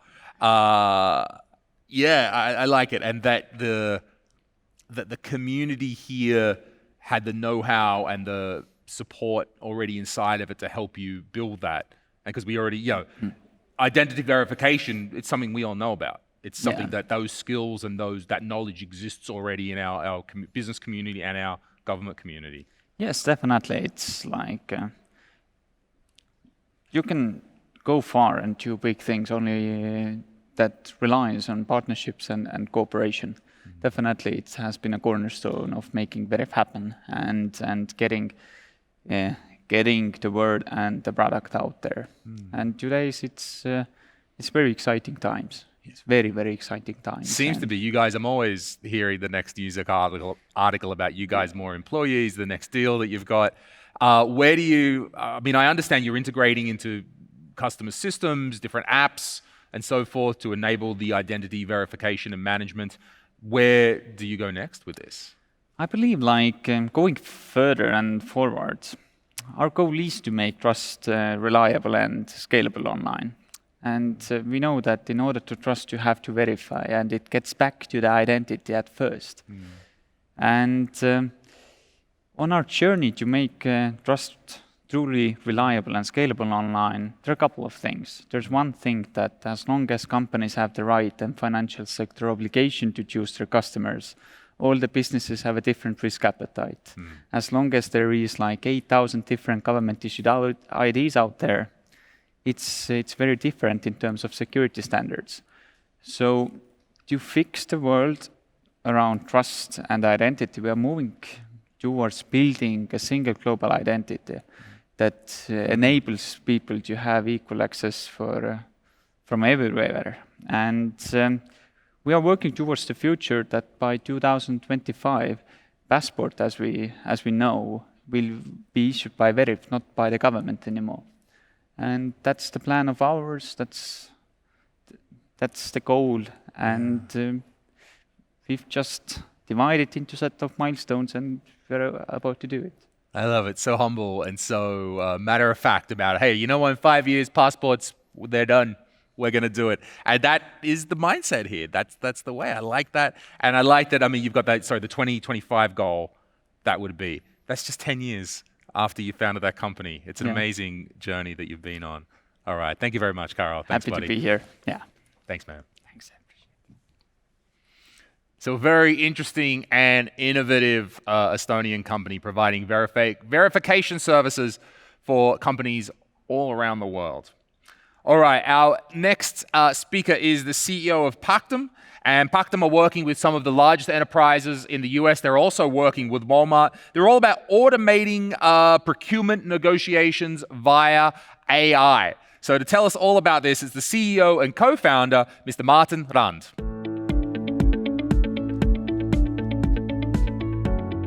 Thanks a lot, Lewis. Hi, my name is Martin Rand. So as Lewis said, Pactum is negotiating tail spend with AI. And so we're working with the largest enterprises in the world. Most of our revenue comes from Fortune 500 companies. And the problem of our customers is simple. They have tens of thousands of vendors, and 80% of those vendors are tail spend, which means these are small vendors, and there is not enough time from procurement specialists to focus on these vendors, and they're sometimes neglected. And so our task becomes to take let's say a $100,000 vendor deal, renegotiate it, and create $5,000 of value for both sides. And $5,000 doesn't seem like a lot, and that's why the procurement professionals can focus on it. But if we do that 10,000 times, that's $50 million of additional bottom line profit for our customer. So essentially, our value proposition is simple. We renegotiate the tail spend vendor cost. and add the neglected capital to EBITDA. So, as said, we're working with the largest enterprises in the world, like Walmart. Our investors include DocuSign and Project A. Our angel investors are from Skype and Twilio and TransferWise, and the international press has been extremely kind to us. We have 3 founders. So Casper used to be the founder and MD of e-residency, which we've talked a lot about here today. Christian is our CTO. He has a PhD in AI and machine learning, and he used to be the AI lead in Starship, which is an autonomous delivery robots company. And my background is in Skype, from Skype as well. I used to be a product manager there. And it has been here said many times that a lot of Estonian entrepreneurs have grown from Skype. That's my case as well. After Skype, I set up my own startup, which was Vital Fields. It was a farm management startup. We scaled it internationally, ended up selling it to Monsanto. And as a result, I became commercial lead for Climate Corporation, which was Monsanto's digital arm for whole of Europe. And there is where I found this idea about negotiations. So my task was to negotiate, basically. I could begin my week with negotiating with large food and ag enterprises in Ukraine, and end the week by negotiating with the French. And I think I got to see every cognitive bias and every cultural difference there is to see in negotiations. And I thought, oh my, how much value is lost globally due to inefficient negotiations? And so that's where the idea of Pactum was born, and we set about to solving this. So our vision is that strategy should be left for humans and implementation to machines. And we maximize value through negotiations for both sides. Now, our focus is generating tangible value, but there are a lot of other benefits to the system. So as the AI negotiates with the vendors actually prefer it, and the sentiment of the vendors is increased. So over 70% of the vendors who negotiate through Pactum, they prefer to do that negotiation with a machine again next time, not a human. And this is because they feel that they get a better deal because the machine is connected to so much more data, and the negotiation is prepared so much better. So they can, and nobody's rushing them, they can figure out what's the best deal for them, and that's why they prefer it.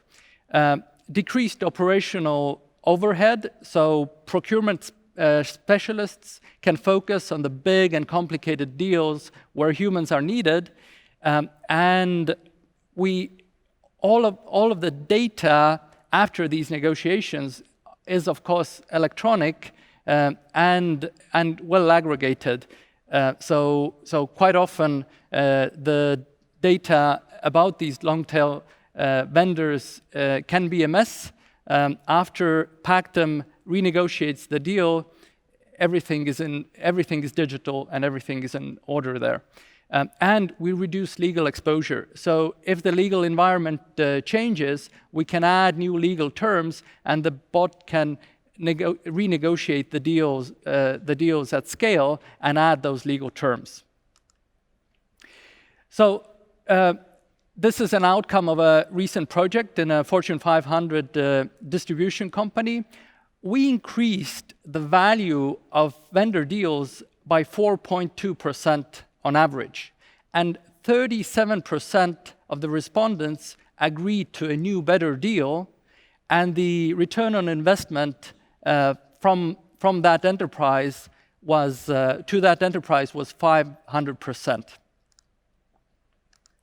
So we have a back-end interface, a back office interface for our customer, and you can see it here, where they can see all of the negotiations that are taking place and their statuses, and most importantly, the value generated in each of these negotiations. So one negotiation generated $30,000, the other $38,000, the other one $10,000.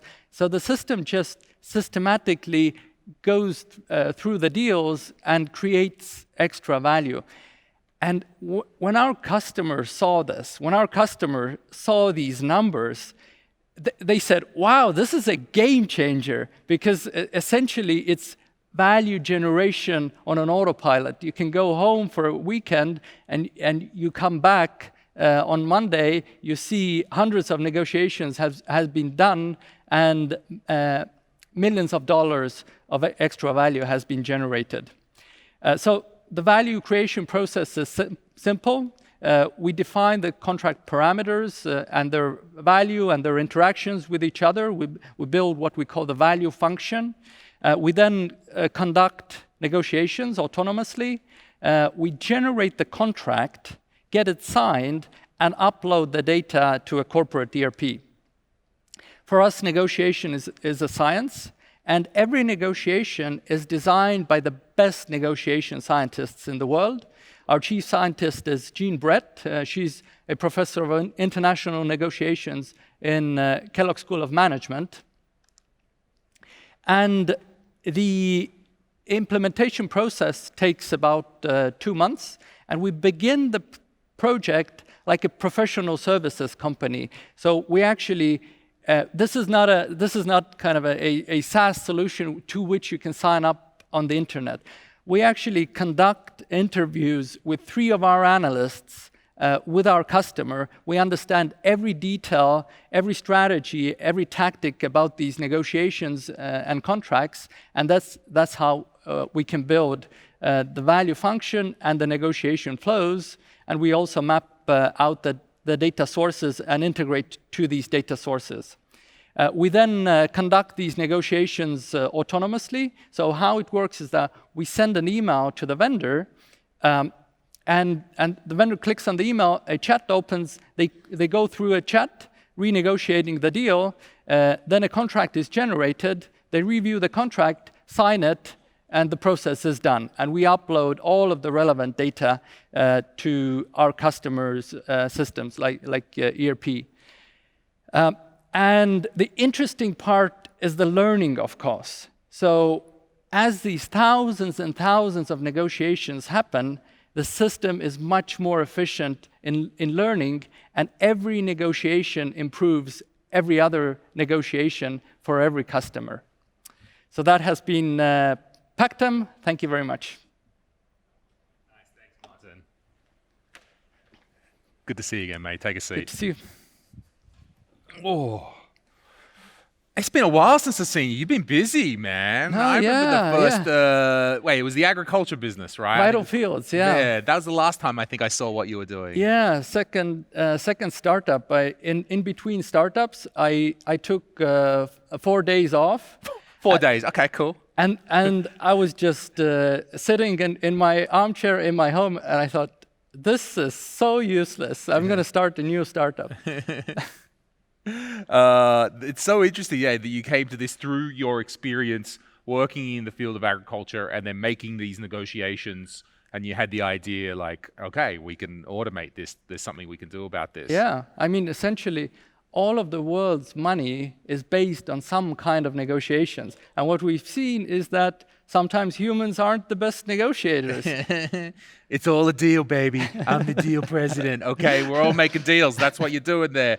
So how do you, as this Estonian startup, and you've certainly got, along with yourself, the Korjas boys certainly bring quite a pedigree into this as well. How do you sort of bootstrap into those first US customers and convince them that this small Estonian startup can actually be trusted with their negotiation? Yeah, it's very simple. We write them an email. Interestingly, in some verticals, so we usually send an email to Fortune Global 200, Fortune Global 2000 companies, like the C-level, and in some verticals, we've gotten a response rate of 30%. From C-levels? Yeah, it's just we're doing the value proposition is so clear, and we're doing something which no other company does in the world. We conduct commercial negotiations with a machine. This is unthinkable, basically, and that's why it's interesting. Yeah, it is. And I guess that's such a, again, everything you've kind of said today, it's that straightforward Estonian attitude of, yeah, we just contacted the C-level guys and told them and they liked it. You know, like it was so straight up and down. I love the story. Yeah, and actually the story on how we met Walmart is associated to Estonia. So we met Walmart's C-level execs at an event here in Estonia. So that's how important Estonia is becoming in this tech landscape globally. It is very much so. So with the system as well. So you said the system is making the negotiation itself. It's like finding. Is it like all the inputs of the? Is it, first of all, is it analyzing a document? Does it? Am I inputting the numbers in, or is it actually just reading off the free text? It's all automatic. So it taps into the systems like procurement systems or ERPs or contract management systems of this enterprise, and it just gets data from there. And so the goal is to, if you and me negotiate, you probably have some things that I value, and I have some things that you value, and if those things don't conflict, then if we trade, then we create additional value. So that's the whole point. So to find the most optimum way of working, I guess, is so you said you need to hook into the back end systems of both organizations or just one? No, just our customer. Just your customers. Yeah. So how does it work if the other side is not on your system? That works. So they are negotiating with us. And we are the same as a human negotiator would be. So a human negotiator will find out what the other side values during the negotiations in a discussion. And that's exactly what we do. We don't need the data from the other side. So your system or someone from you? I mean, how are you? Our system, yeah. Our system is a conversational bot. So it's a conversation. Oh, right. Okay. So that's how you're interacting. And so the bot is asking questions of the other partner. What about this? What about that? Yeah. Almost sounds like it's almost like the AI. Is it like asking direct questions? Like, is there some sort of almost like a poker playing algorithm in there? Like, this is what's important to me. I don't want to start with that one. I'm going to include that as question 3. And by the way, do you have some of this? Like, There is a whole science behind negotiation. Then there are all sorts of strategies and tactics in a negotiation. And in the negotiation science, all of those strategies and tactics are used to create value for both sides, expand the pie, not just increase one-sided gains. That is true. And you're right, I do make a joke, but that I think did come through already in your talk. You said you've got the data scientist too, or the negotiation scientist. And I guess when I think of negotiations, my greatest model is probably The Sopranos. Like, that's the only model I'm working off in this world of what negotiations are. You want it? So, look, I think it's great. Yeah, there's a better way to negotiate, absolutely. There is. Yeah. Okay, you're showing everybody the way. That's cool, Martin. All right. Well, anyway, that's all the time we have for. Thank you very much, sir. Thanks so much. See you, man. Okay, so as you can already see, these people that we know, these are colleagues, these are associates, they're friends. We've already met and worked together many times over the years, and that's very much the environment that we're in Estonia. You are not isolated. You have a very robust and knowledgeable business community that I would say is quite easily accessible all around you. All right, our next representative is the CEO and co-founder of Visory AI. So they're making informed strategic decisions with AI on any camera feed. So they're taking any camera feed and then they can analyze exactly what's happening in that. And there's very, very many applications in a huge number of businesses to this service. So I'd like to present now Visory AI CEO and co-founder Karen Burns.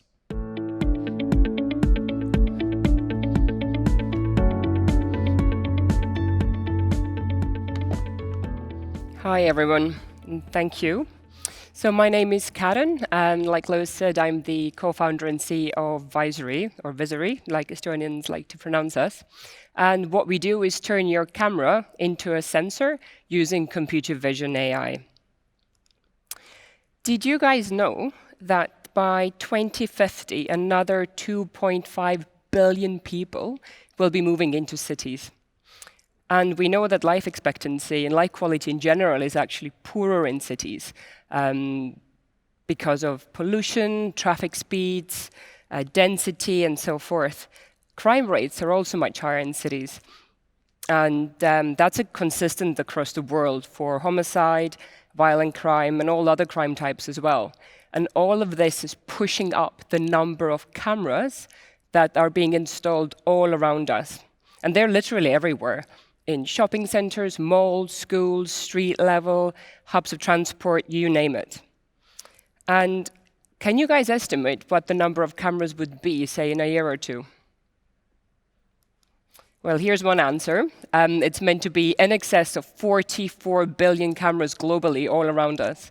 And this is likely now to be a conservative estimate because the global pandemic has actually accelerated the proliferation of cameras all around us. And nobody will ever be able to look through all of this video stream and glean insights in an actionable way from all of this unless they use cognitive AI. And that's what Visory is here to do. And yes, the cameras, sadly, are aggregating vast amounts of dumb data. However, let's briefly go back to the stats I reeled off earlier for you. Cities are already under massive strain to build better, safer, cleaner, and more inclusive environments all around us. And the real estate developers and retail spaces we're currently working with rely on simulations to get all of that data, but they have nothing to validate the simulations with. And that's where we come in.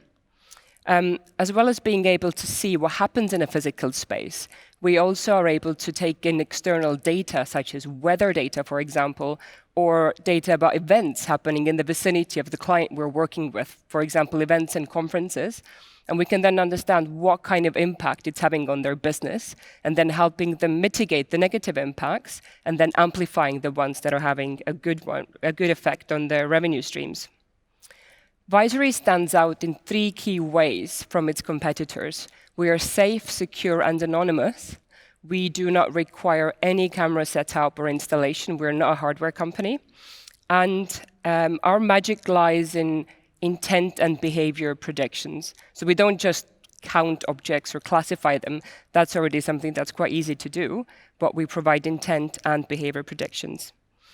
We also put our money where our mouth is, and have recently gone through a full GDPR legal audit and exercise, and we can safely say that we are GDPR compliant. Do you need to understand who's coming into your premises? How much time are they spending there?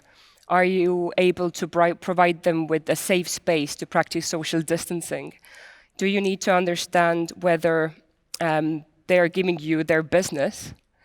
Is there any anomaly happening within your premises? For example, people falling down, loitering, maybe even damaging your property. This is the kind of data that Visory can give back to you, and the kinds of clients we're working with are usually retail centers, business parks, cities, local authorities, and so forth. So, we started actually in public sector and now have moved over to retail centers and B2B clients. And for example, here in Estonia, actually in my local council where I live in, traffic density is counted with these little rubber bands that are pulled across the road. So when you drive over them, a signal is registered, and we understand how many cars have essentially passed over. So this needs installation and setup, when in an urban area, all that could be done essentially is providing us with a URL feed, and we could immediately start doing analytics and detections for you. Also, the data this kind of method gives back, so this simple rubber band density counting method, is meaningless because it looks at the road in a silo, and doesn't actually take into account what's happening or around it with pedestrians, for example, or cyclists. And it also doesn't count, are there trucks, are there motorbikes, and whether the trips are being done by the same car in a small area, like errands, for example, like I myself do, dropping kids off to school, going to shop, etc., or if it's all through traffic. And the resulting actions a planner can take from all of this data are very different. So in the first case, you would essentially look at whether a local bus service could be made more frequent, or a cycle lane network should be built or made better so that all of these trips can be minimized, versus simply increasing the throughput of traffic. So like I said, we work with retail centers and business parks mostly. And our very first client from earlier in the year was actually a large business center, a business park in Estonia, and they needed to use our AI to understand what is happening within their parking spaces. The car park that they operate is huge, especially for Estonia. It's nearly 2,000 parking spaces. And people were spending up to 50 minutes per morning trying to figure out where to park, because there was no real-time data available around it. So that's something that we give back. It's displayed on tableaus in the car parks and on the business park operator's website as well.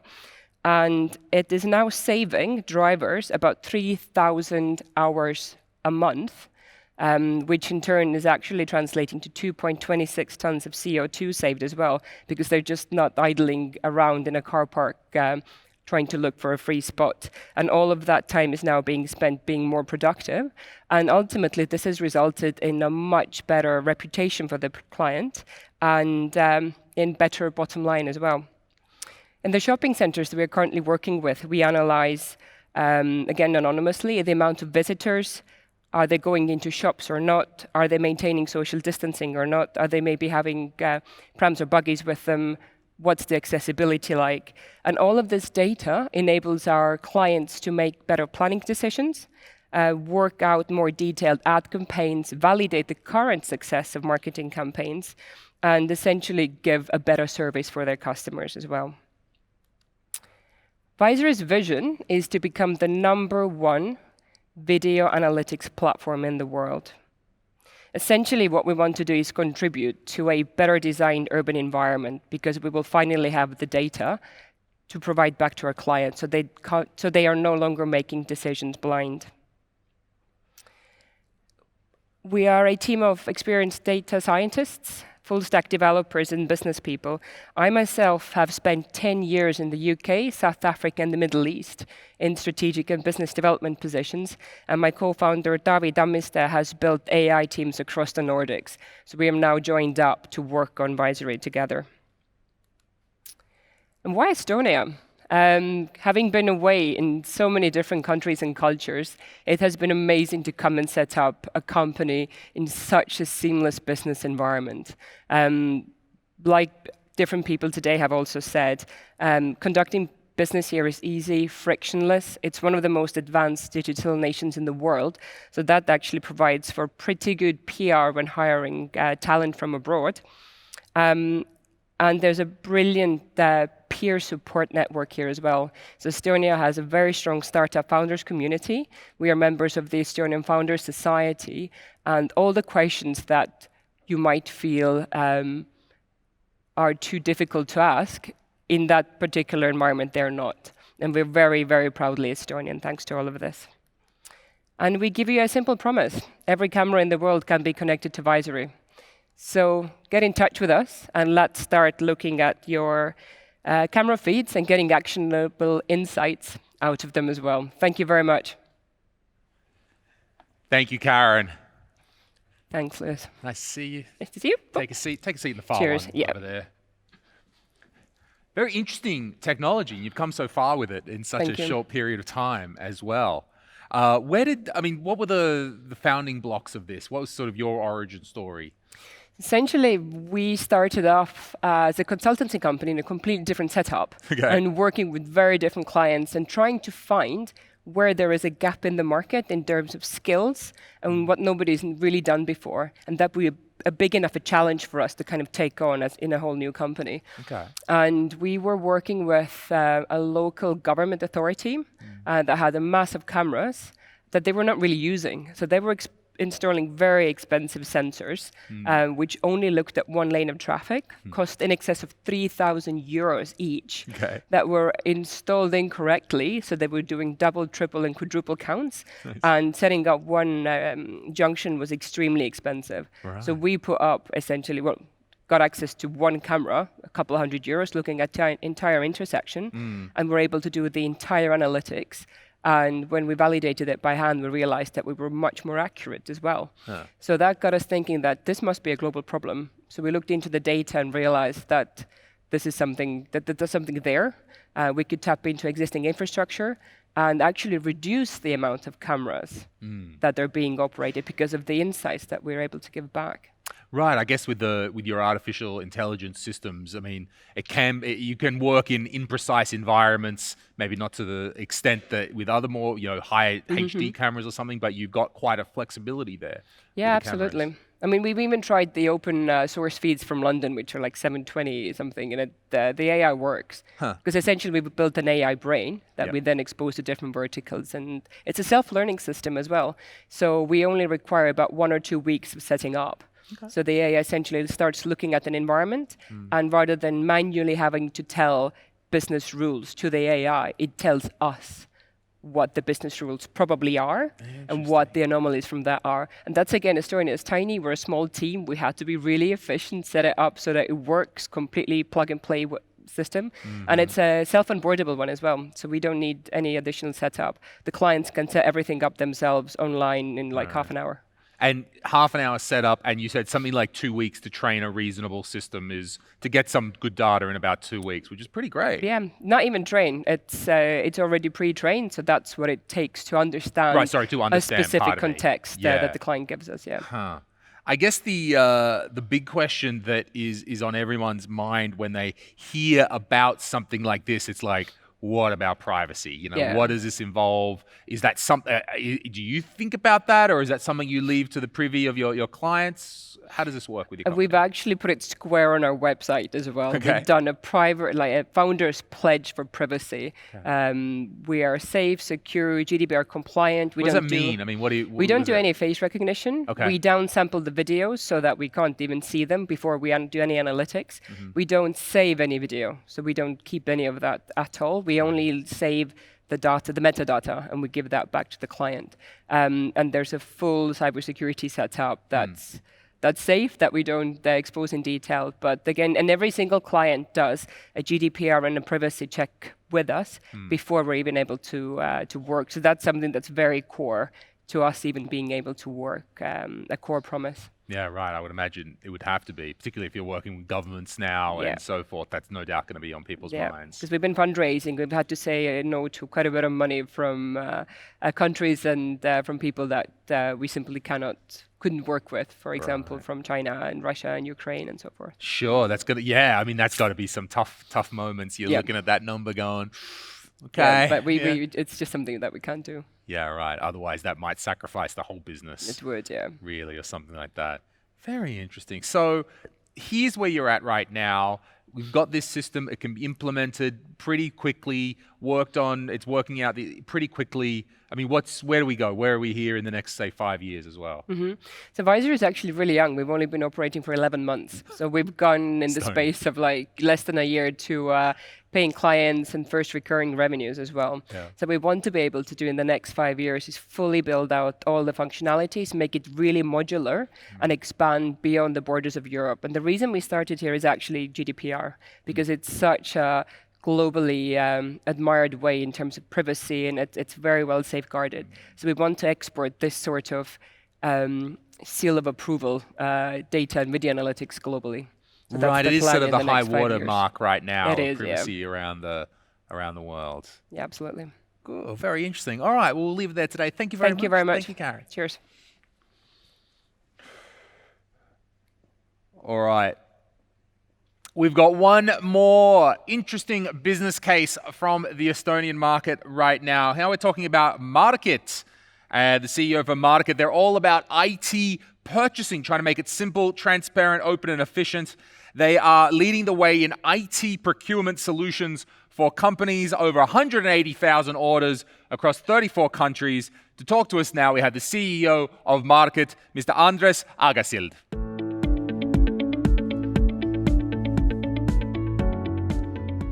Thank you, Luis. Thank you so much. It's always great to hear that from a third person. It almost sounds like really something. So appreciate it. Thank you so much. So let me introduce myself. My name is Andres. I'm the co-founder and CEO of Market. And this co-founding and CEOing for me has been going on already for 17 years. So it's been a fun time. And I always say that last year was the best year, and the best year is still to come. And today, since we are here promoting both Estonia as a country and a business destination, and also our companies, I would like to actually start from something about Estonia, and also how Market, which is now already a truly European company, how we are celebrating our roots and the country where our journey started from. So, culture eats strategy for breakfast. So, in Market, we really deeply believe that. What is the use of a great strategy or an amazing strategic idea if you lack the team and the team lacks the culture to actually fulfill and execute on that strategic idea? And maybe you can go even further than that. You can actually think, who creates a strategy in a company? It's people, right? So in the beginning, it's a co-founding team. Later on, it would be a larger group of people in a strategic process. But people create the strategy. And if you have a great culture, great team with great values, who are creative, professional, loyal, honest, hardworking, all those good things, obviously they can create the strategy, they can change it, they can recreate it. So culture truly eats strategy for breakfast, but maybe also kind of cooks it. Because of course, people and the team and the culture are behind great strategies. And this is a key for success in the long term, both for organizations and organizational culture, and also obviously for countries. We have been talking about Estonia and our digital society, and saying that Estonians have adversity to talk to each other, and the houses here need to be at least 1 kilometer from each other to kind of be okay. So these are also cultural aspects, right, that have led to a strategy for a country. And I think the biggest strength is that when a strategy and culture sort of are well aligned. So for us in Market, and also I think for countries, organization in general, culture eats strategy for breakfast, and it's super important. As a company, we have actually taken something from Estonian culture to kind of celebrate our roots, and this is obviously music. Because as you see from this picture, Estonians actually do gather. I mean, they do meet. I mean, there's 70,000 of them in this event here, which is called our Song Festival, and they're pretty close in proximity as well. So for Estonians to gather like this, there needs to be a good reason, and this good reason is music. Music is a huge part of Estonian DNA, and we've taken this on board as a company in Market. So we have created a concept called Market Music to sort of celebrate our Estonian culture and also bring this as a common language to our international business, where we have a lot of nations, and definitely music is inspiring, empowering, and something that actually connects probably all nations and countries and humans. And we are actually supporting specifically Estonian bands, Estonian artists, who have an ambition also beyond Estonia. So we're supporting their European tours. These guys who have the courage, just like Market, to take the hard step outside Estonia, to go for international markets and global expansion. And it has brought us really great moments, a lot of great moments.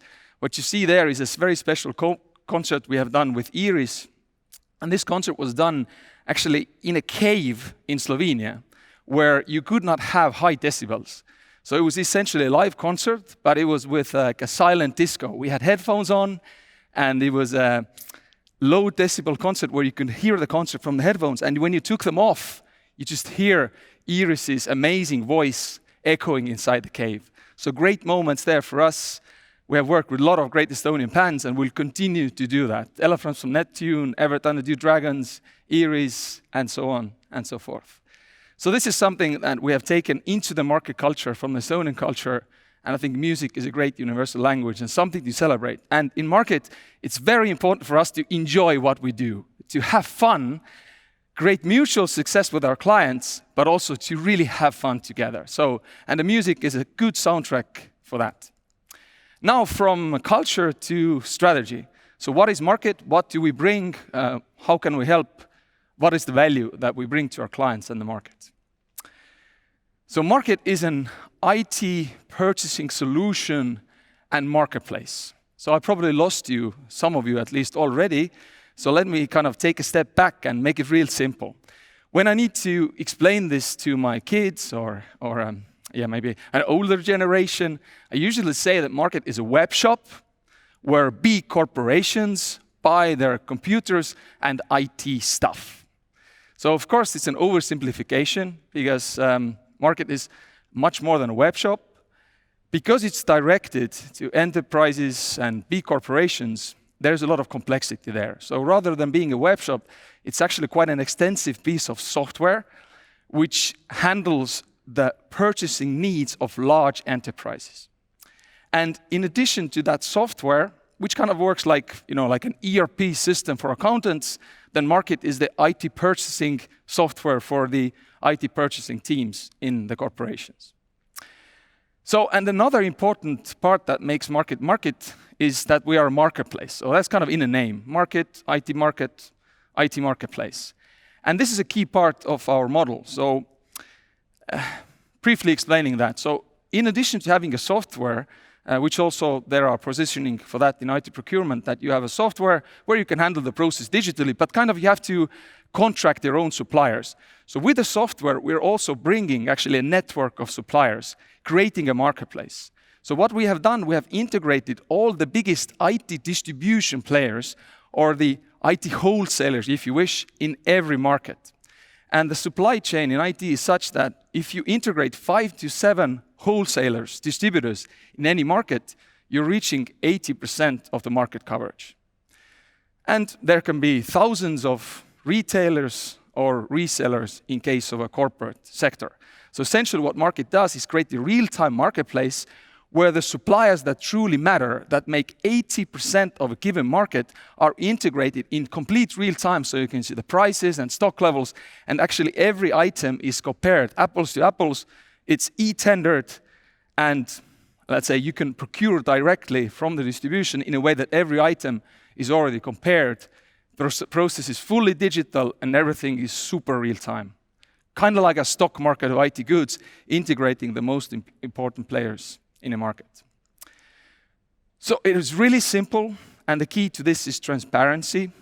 One of the issues with marketplaces is sometimes that there's an accountability issue. So marketplace gives you a lot of good information, and it's a little bit like, there's a good price out there with that supplier, go and get it. But market actually executes the order. So we are also kind of the supplier. So we are achieving the marketplace effect through completely open book approach. It's completely transparent. We're actually able to share the source documents and invoices with our clients, and we are operating on a transparent margin or a transparent open book fee based on every transaction. So it's completely transparent, and the benefit of that is actually now threefold. You have an IT purchasing solution, the software, which take care every step of the way in the process. You have the marketplace, which is generated for you and gives you 80% of the market in every country. So a market at your fingertips, essentially. And you also have market as a supplier who actually takes responsibility for the orders. We deliver, we take care of the after-sales service. So we are also a kind of a supplier as a marketplace software. So a lot of unique positioning here and very valuable to corporate IT buyers. Taking this further, we have really scaled this model. So we have taken this to 35 countries, essentially integrating all the main IT distribution companies in every of those 35 countries and markets. So that has created a super unique value for international companies, which we call central ordering and local delivery. So imagine that for a moment. Market has integrated all the biggest IT distribution companies in 35 markets. So if there's an international company who has a subsidiary, let's say in Germany, so I don't know, Estonian HQ, subsidiary in Germany, then you can actually open market. You can see in real time all the biggest IT distribution players and what's already there in Germany. You can make the order and the delivery is next business day. So essentially, you see the distribution, it's e-tendered, you make the order and it's next business day delivery with the right taxes, with the right currency, and multiply that by 35 countries in the world. So if we have a friend in Australia, you could right now open market right there on your phone, order something nice from our IT selection to Australia. It would be delivered tomorrow and invoiced tomorrow. And your order would be e-tendered for the item that you choose. So super quick. So essentially, the brag here is, and the shout here is that we can deliver any address, we can deliver any IT product to any address in Europe and beyond. And this has taken us to great relationship with a lot of international enterprises and buyers. So we're already working with about 20% of Forbes 2000, Carlsberg, Maersk, Danfoss, Swedbank, Skype, of course, some companies from our roots here as well. And just quickly also highlighting our growth. So we're not a startup. We've been around for 17 years. And also we have not built on equity. So market has been built on our own profits mostly. So we have had an investment, but we had a management buyout as well. So we also know how it feels to have a VC investment, but also how it feels to pay interest on that investment. So market is built on our own profits and our own growth. And we've been doing well. So it's our growth is 34% year on year since founding. There was only 1 year where we didn't grow, and that was 2019, financial crisis. And even in this crazy year, it looks like we're managing to grow as a company. Now to very briefly highlight the value to a client. So our clients save a lot of time and money with us, sometimes in dramatic quantities. So this is Danfoss. When they started with us, they had 130 suppliers across Europe. Now they have just one in market. We have saved them 15% approximately of their budget every year consecutively for 5 years. So you're almost running out of percentages there, but what it means is that they're adding products every year to the amount that they're buying with us. Also, we have decreased their delivery time, which was 28 days from the moment that the buyers got an order and when somebody actually saw a product, from 28 days to 1.75 days. That's already consistently over a 5-year period for thousands of orders in more than 20 countries. So that's pretty cool. And we have saved them thousands of hours, essentially taking 2 days out of an IT buyer's week as a saving in time. So obviously we are excited about the future. So we've been going strong, but our vision and the future is super exciting. So if we talk about Forbes 2000, which we are essentially aiming towards, Forbes 2000 budget for IT hardware in general is 120 billion euros. And kind of commodity, which is the simple stuff, computers, cables, phones, phone covers, all that kind of thing, which can be very well addressed by a marketplace like Market. That's about 30 billion. And what's interesting about this market is that it's not, it's very fragmented. There is no single big leader. The biggest company in our space has 1 billion euros of revenue. It's a German company called Bechtle. So obviously, we're aiming somewhere there to have the significant market share, to be a leader for IT purchasing for the Forbes 2000 and global companies. So I'm not going to say a number, but you can kind of guess it. The opportunity is there, and in the long term, we are aiming for a serious market share in that 30 billion space. Call to action for investors out there. We are in a refinancing process, so we're open to talks with investors to help us scale this further and address this huge opportunity that we have as a company. And this is our vision. This is the vision of Market. It's actually a picture This is market in 2028. Every customer that we aim to have is on that picture. You can see the number of loyal customers that we plan, the offices, the number of people.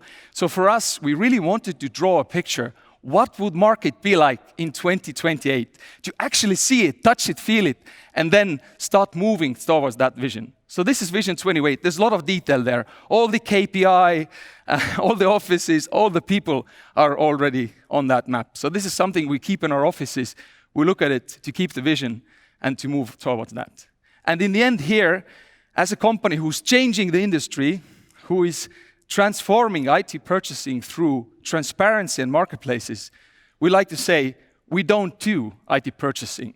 We are chasing purr. Purr being a sound the cat makes when they're ultimately happy, so kind of happy customer. Purr is also, you can say, Manchester United purred into the attack, which they're not doing lately to my sorrow. But anyway, Manchester United will one day purr into attack. And in Latin, purr is clean, pure, simple, and transparent. So this is what we do in market. We chase the ideal solution to make our customers purr in a clean, simple, and transparent way as a business model. We don't do IT purchasing. We are chasing purr. Thank you. All right. Thank you, Andres. Take a seat on the end there. So, a fist bump is in order. Bam. Thanks. Right, 17 years. Okay, you've been around for a while. Yep, it's been 17 years. Time flies. Not bad at all. Look, it's almost the end of the session today, our morning session for our guests and visitors from America, so we do need to keep this one a little bit short here at the end. But I was very interested in, tell us about the onboarding procedures per customer. How hard is that? What does that involve? Obviously, we're dealing with large enterprises. So if you're looking at the company like, I don't know, Michelin in France, for example, when we met them, they had 800 buyers using credit cards. And Michelin is huge, like gigantic. And you're in a meeting room with actually like, I went to a meeting and they were kind of, or actually my team went to that meeting. There was 14 people around the table. So enterprises are not so fast to change. So obviously, it's important to kind of talk about value, to bring out the real savings that they could achieve. So this is what kind of usually is the key to faster adoption. So, but you know, it's work, and we have a very strong sort of enterprise sales teams that interacts with the clients and demonstrates how we can achieve savings, and we take it from there. Okay, so you're starting first at the higher level, of course, proving the value of what's being done. And I mean, at a lower level, you're having to do sort of integrations to their back-end systems to, are you at that level of automation? Absolutely. So we fully integrate also into the customer system. So our counterparty in the organizations, they are usually CPOs. I mean, if you talk about a large organization, the IT buyers, there's a CPO, there's always somebody called indirect IT buyer, or indirect purchasing manager who's taking care of the stuff that goes to the users rather than manufacturing. So, right, it's CPO and indirect sort of procurement managers who are our counterparties. But of course, we talk to the users, and these days we integrate into purchasing platforms. So sometimes if you have your SAP Ariba, actually Siemens, Johnson & Johnson users, if they want to buy something, they go to their SAP Ariba, and then they're logged actually into market to the purchases. And we're integrated also on the invoice level. So. Right, so very deep integration inside of the companies, which is really where that value is coming from. The value is coming from many places, like I said. It's coming from our software to manage the process. True. The marketplace is the key thing here. I mean, the real-time tendering, having all those 350 suppliers competing against each other in the marketplace. So it makes the whole sort of classic tendering process super efficient compared to what it used to be. Very nice. Andres, that's all we have time for today, but thank you for your interesting presentation. All right. Super. Thanks a lot. Thanks, man. All right, that is the end of day one. Thank you for your participation in our morning session. If you want more information and to hear from any of the companies and organizations, you're right here on the webpage in the Impromptu Me page here. You can go to the chat, you can book one-on-one videos, you can ask the questions, stay here, do the networking, because you will get individual help and consultations for questions on any of the topics that you've heard today. We are very, very happy to engage you and to answer your questions. We're going to be back again tomorrow with another morning session, evening for us, but morning for you. And tomorrow we're going to be talking about food and food tech. So stick in the app, ask your questions, and we'll see you tomorrow for food and food tech. My name's Louis Zezerin. See you tomorrow.